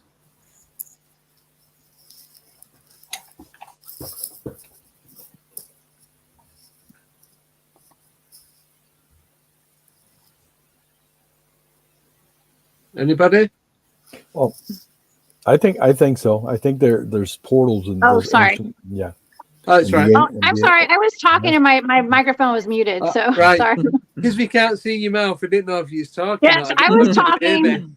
I know. I'm sorry. Y'all go ahead. You go ahead. I just sorry, y'all. A lot of these ancient mounds and stone circles and stone structures are like gateways sometimes. They act as gateways from different locations, maybe parallel realities and other dimensions. But I think there's a possibility that yeah, of course, I think there are portals and gateways. Yeah, I was saying, well, I was muted. I'm sorry, y'all. I just spent some time recently at the Etowah Indian Mounds here in Georgia. I've been doing a lot of research on America's lost giants. And so I can tell you at that area, we have dogman reports out of that area. It's about 10 miles from where we've literally had werewolf and dogman reports in the county where I used to live.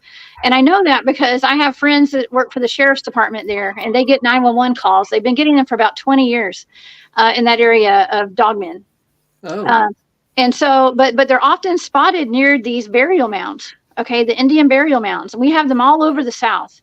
I do believe when I got out of my vehicle that day, when I was at the Etowah Indian Mounds, it just feels very powerful out there. And I do believe there are access points to portals. I believe giants live there. I think there's probably giants buried in those mounds, personally.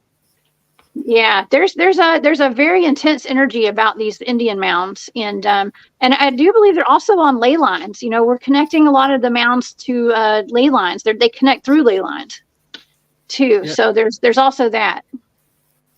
Yep. Thank you, Amanda. Do you want to go next? Here's the unpopular opinion. Everyone, you can send your hate mail to someone else.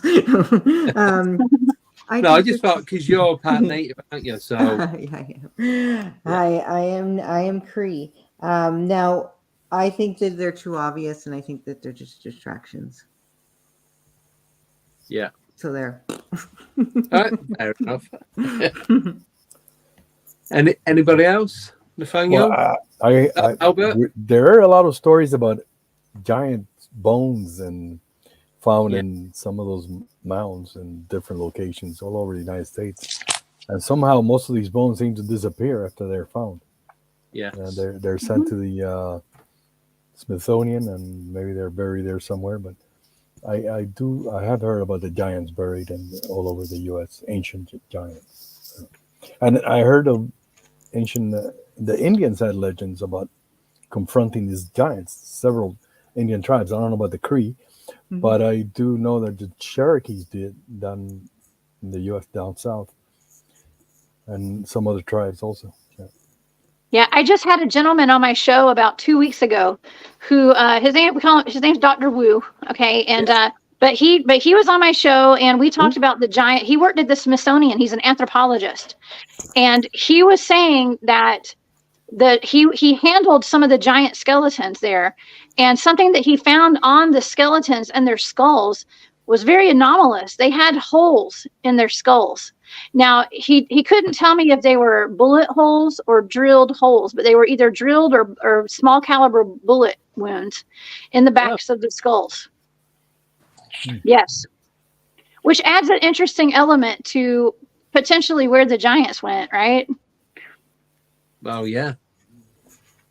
I heard also that some of these giants had like double set of teeth. Yeah, the 6 fingers, 6 toes, all that. And some of them had red hair. Yeah, yes. I'll tell you yeah, right. Let's go. I'm going to Celts. Wait a minute.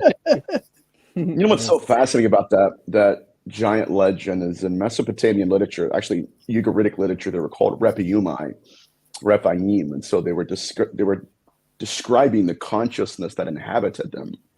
And when you're dealing with, like, especially giants, Nephilim, you got your evangelical researchers. And the question that we cannot understand is, how did they survive the flood? And it doesn't make sense. And the theory that's emerging is that the body died, but the consciousness still exists. And so it needs a new body to inhabit, hence the hybridization program. And so it's a unique hypothesis. So we have giants here in Ohio too. I'm not one of them, only 5'8", but they're here. Yeah. Mm-hmm. Do you think they're still here? Yes, I do. Yeah. I think that they're underground, a lot of them. I think they're maybe inner earth or, living in caves. Absolutely. I've been told that there are giants here today. Yes. Cool. Do you think they could be living on a different frequency to us? And that's why we don't see them? And we might get I think that, but I also think that they are inside our earth as well, which is in the 3-dimensional realm that we live in. So I think for instance, they had the giant of Kandahar. If you guys are familiar with that out of Afghanistan, that's a story that's alleged, but, I do something called remote viewing, and I've been trained in that for a long time extensively. And one of my blind remote viewing targets was the giant of Kandahar. And what my data suggested was that some troops had gone in to obtain a sample of a giant. They're in Afghanistan.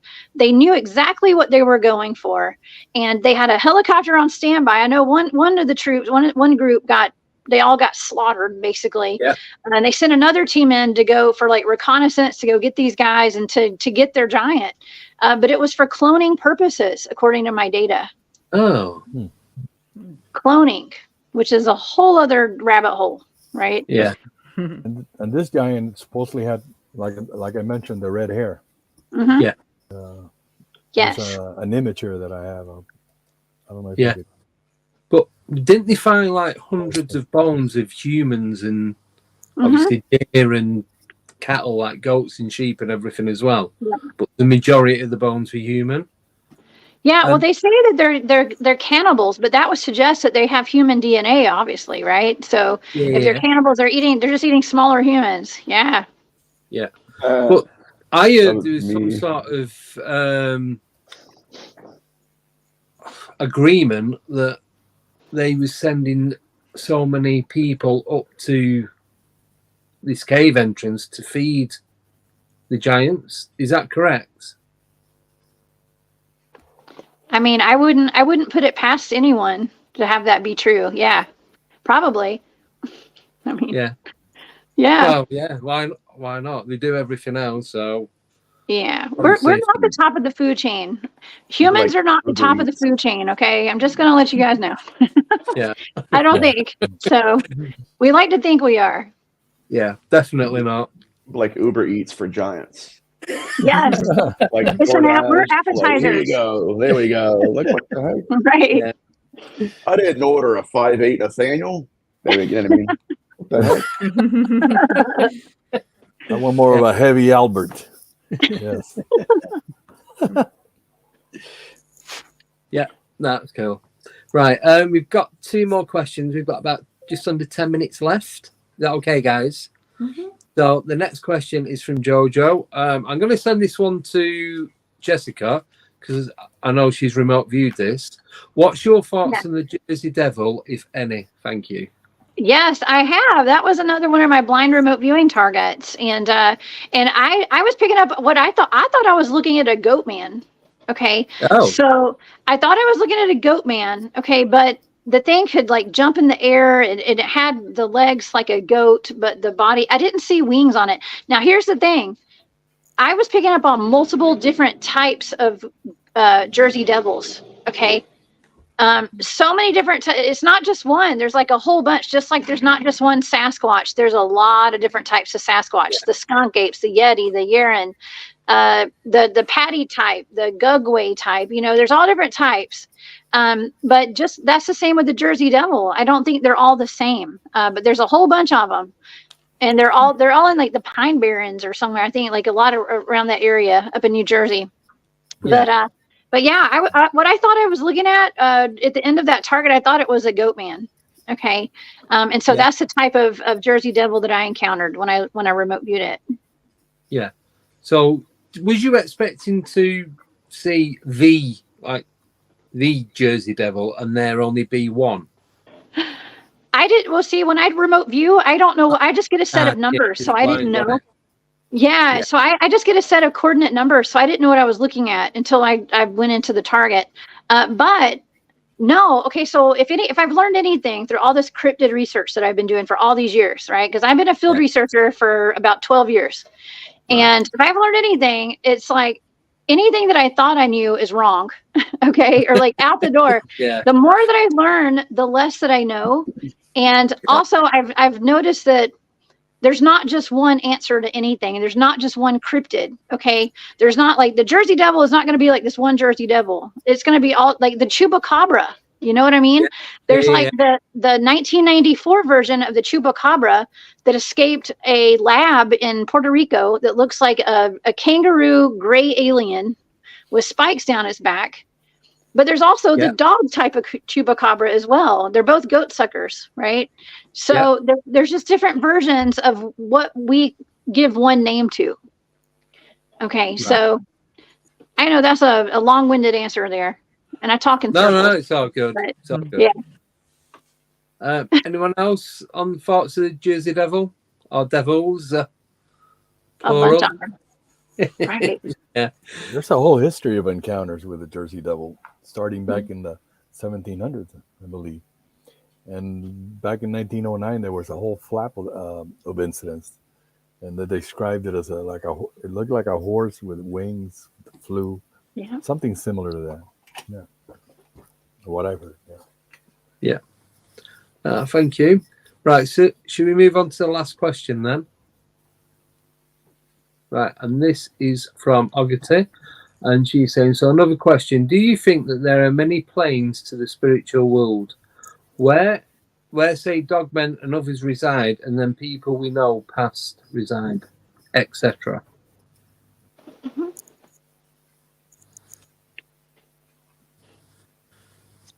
I say yes.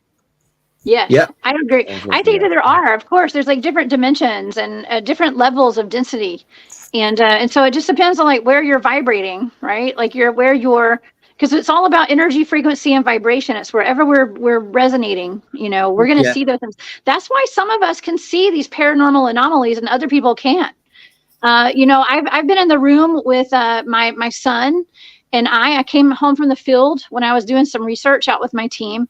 I got home and my son had orbs floating around his head, and they were dancing all around the living room, and his father was filming them through his camera on his cell phone. But his father could not see the orbs with his eyes. He could only see them through the screen on his camera phone. But my son and I could clearly see them because but my son's following them with his finger, and he's saying, "Mom, ball, ball." And I could see them with my own eyes, but his dad couldn't see them. So that showed me that he's on a different frequency than we are, where he can't see that, but my son and I can. Yeah. So I don't know if that explains anything there. I mean, but I think that's why some of us can see these ghosts and others can't. Some of us can see Bigfoot and others can't, maybe. Yeah. And UFOs too. Same thing as UFOs. UFOs. I agree. Yeah. I feel like the more open you are to these subjects, the more you're going to see. I feel like that. The more you open yourself up to it, and the more experiences you can possibly have. See, I thought that, but now I'm more open than ever. I'm not seeing anything. It's like everything's just gone. Oof, we'll stop. Sometimes you try too hard. Just let it happen. A lot of things happen when you're not expecting it. Yeah, I find. But you try so hard, you get so far, and in the end, it doesn't even matter, right? Does it not matter? No. I was going to say there's a song in there somewhere, but it was. I'm a 90s kid, so I had to throw that in there, man. Nothing wrong with that. Yeah, but it's like, yeah, so just going back to that question, do you think then when we move on to our, say, the next plane or next level, we choose what frequency we resonate at? Or do we not get that option? I think we're assigned. I think. Yeah. Mhm. I would think that it's natural. It's like when you change, I mean, when we die, we change densities automatically, right? Like our soul leaves the body. So, I mean, I think it's just natural. Yeah. But I don't have all the answers. I don't have any answers. I don't know. No. Tommy? I don't know about you guys, but my opinion on the paranormal changes every single day. Like one day I'll talk to someone and I'll think, oh yeah, that's a good point, and I'll go down that road, and then you read a book or you watch a film or whatever, your opinion completely changes. Like there's so many different options when it comes to the paranormal. Yeah, I've done it where I'm having a conversation with someone, and literally in one sentence, I've changed my opinion 3 times because I'm thinking about what I've heard and what I've read. I'll start saying something, and I'm like, no, it's this, and no, it's not, it's that. And yeah, at the end, I just go, I don't know, give up, I'm not going to play. I have no idea whatsoever. You know what, though? That's what I think. The mark of a good researcher is not someone who claims to have all the answers. It's someone who's finally, after years of research and experiences, have learned to ask the right questions. Yeah. Bingo. I agree with that. Definitely. Well, excuse. All right. Yeah, I feel like the more I know, the more confused I am. Yeah, no, I totally agree with that, because it is. I know you do have to think outside the box, because you are thinking in the box. You are limited, obviously. The answers in the question, but when you're thinking outside the box, it's like Jessica was saying before. The more you learn, the less you know. Yes. And that's exactly how it is, because you're stepping out of that zone and you're pushing yourself somewhere that you've not been before. And you just go, like I say, you're going deeper down the rabbit hole, whether you like it or not. You're trying to find the answers, and you're just getting further and further away from it all. But at the same time, you're getting closer. So it's like, just contradicts itself constantly. That's what I find. Mm-hmm. Yeah, you've got to be open to the possibilities when it comes to the paranormal. Anything's possible. Yeah, definitely. For sure, yeah. Yeah. So, anyone got anything to add before we wrap this up? No, I think I think it's about time I take my wig off, man. Oops. Oh my! I thought you had your haircut, Albert. It looked real, didn't it? Yeah. I'm gonna use it more often. Yeah. I don't think we're going to be doing the time mark, Joe. Unfortunately. But I just want to say a massive thank you for everyone for coming on. Really do appreciate it. It was always. And yeah, that's it. So has anyone got any projects or anything they want to talk about before we go? Hey, you guys come see me this weekend. I am a host at Spaced Out Radio. So if you guys want to come hang out tomorrow night and Sunday night, I know, and you guys in Europe are like 5 hours ahead of us over here or more. So, but yeah, I'm at Spaced Out Radio, and on Tuesday on Halloween here in the United States at 9 p.m. Eastern, I'm going to be doing a massive Dogman Halloween special. So, that's why I had my werewolf, my American Werewolf in London today is what I was earlier. But yeah, you guys come hang out with me. The Cryptid Huntress over on YouTube, okay, and all over social media. Y'all come hang out. Okay. Spaced Out Radio, yes. Okay. You can find me on my website, thecryptidhuntress.com. So thank you for having me, Andy. It was nice it's been great. Everybody. Thank you for coming on again. Yeah, for sure. I appreciate it. Thank you. Amanda, have you anything? No, I just have a really, really busy weekend, and I think that we all do have a busy week coming up. So just be safe and be spooky. Let's do it. Yeah. Nathaniel? I recorded a show with Curious Realms, Christopher Jordan. It's already pre-recorded. And so it's up on his channel, Curious Realms. But it's going to be live, I think, October 31st. But that's about it. Cool. Thank you, Tommy. I've got a podcast called Tommy Cullum's Let's Get Freaky. 2 episodes a week where we talk all things paranormal. People share their experiences wherever you get your podcasts. Yeah, thank you. Albert? Daryl? I'm working. Not anymore. Daryl lost his hair. Somebody's got to him. Yeah. Look, I'm working on a couple new books, and I don't know yet when I'll be done, but that's what I'm doing. I'm doing a lot of writing right now. Yeah. Cool. Excellent. Thank you. I hate writing. I can see. Yeah. Good luck, brother. Good luck. Yeah. I'm going, as I said before, to Cannock Chase tomorrow night with 2 others, and hopefully we'll get some activity.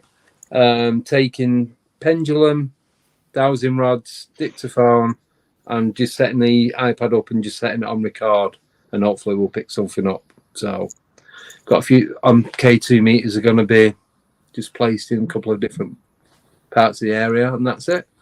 So, just want to say massive thank you again for you all coming on. Really do appreciate it. The effort that everyone's gone to as well. Thank you so much. And nice meeting everyone there. See you guys. Have a good weekend. You look better without the mask. Thanks.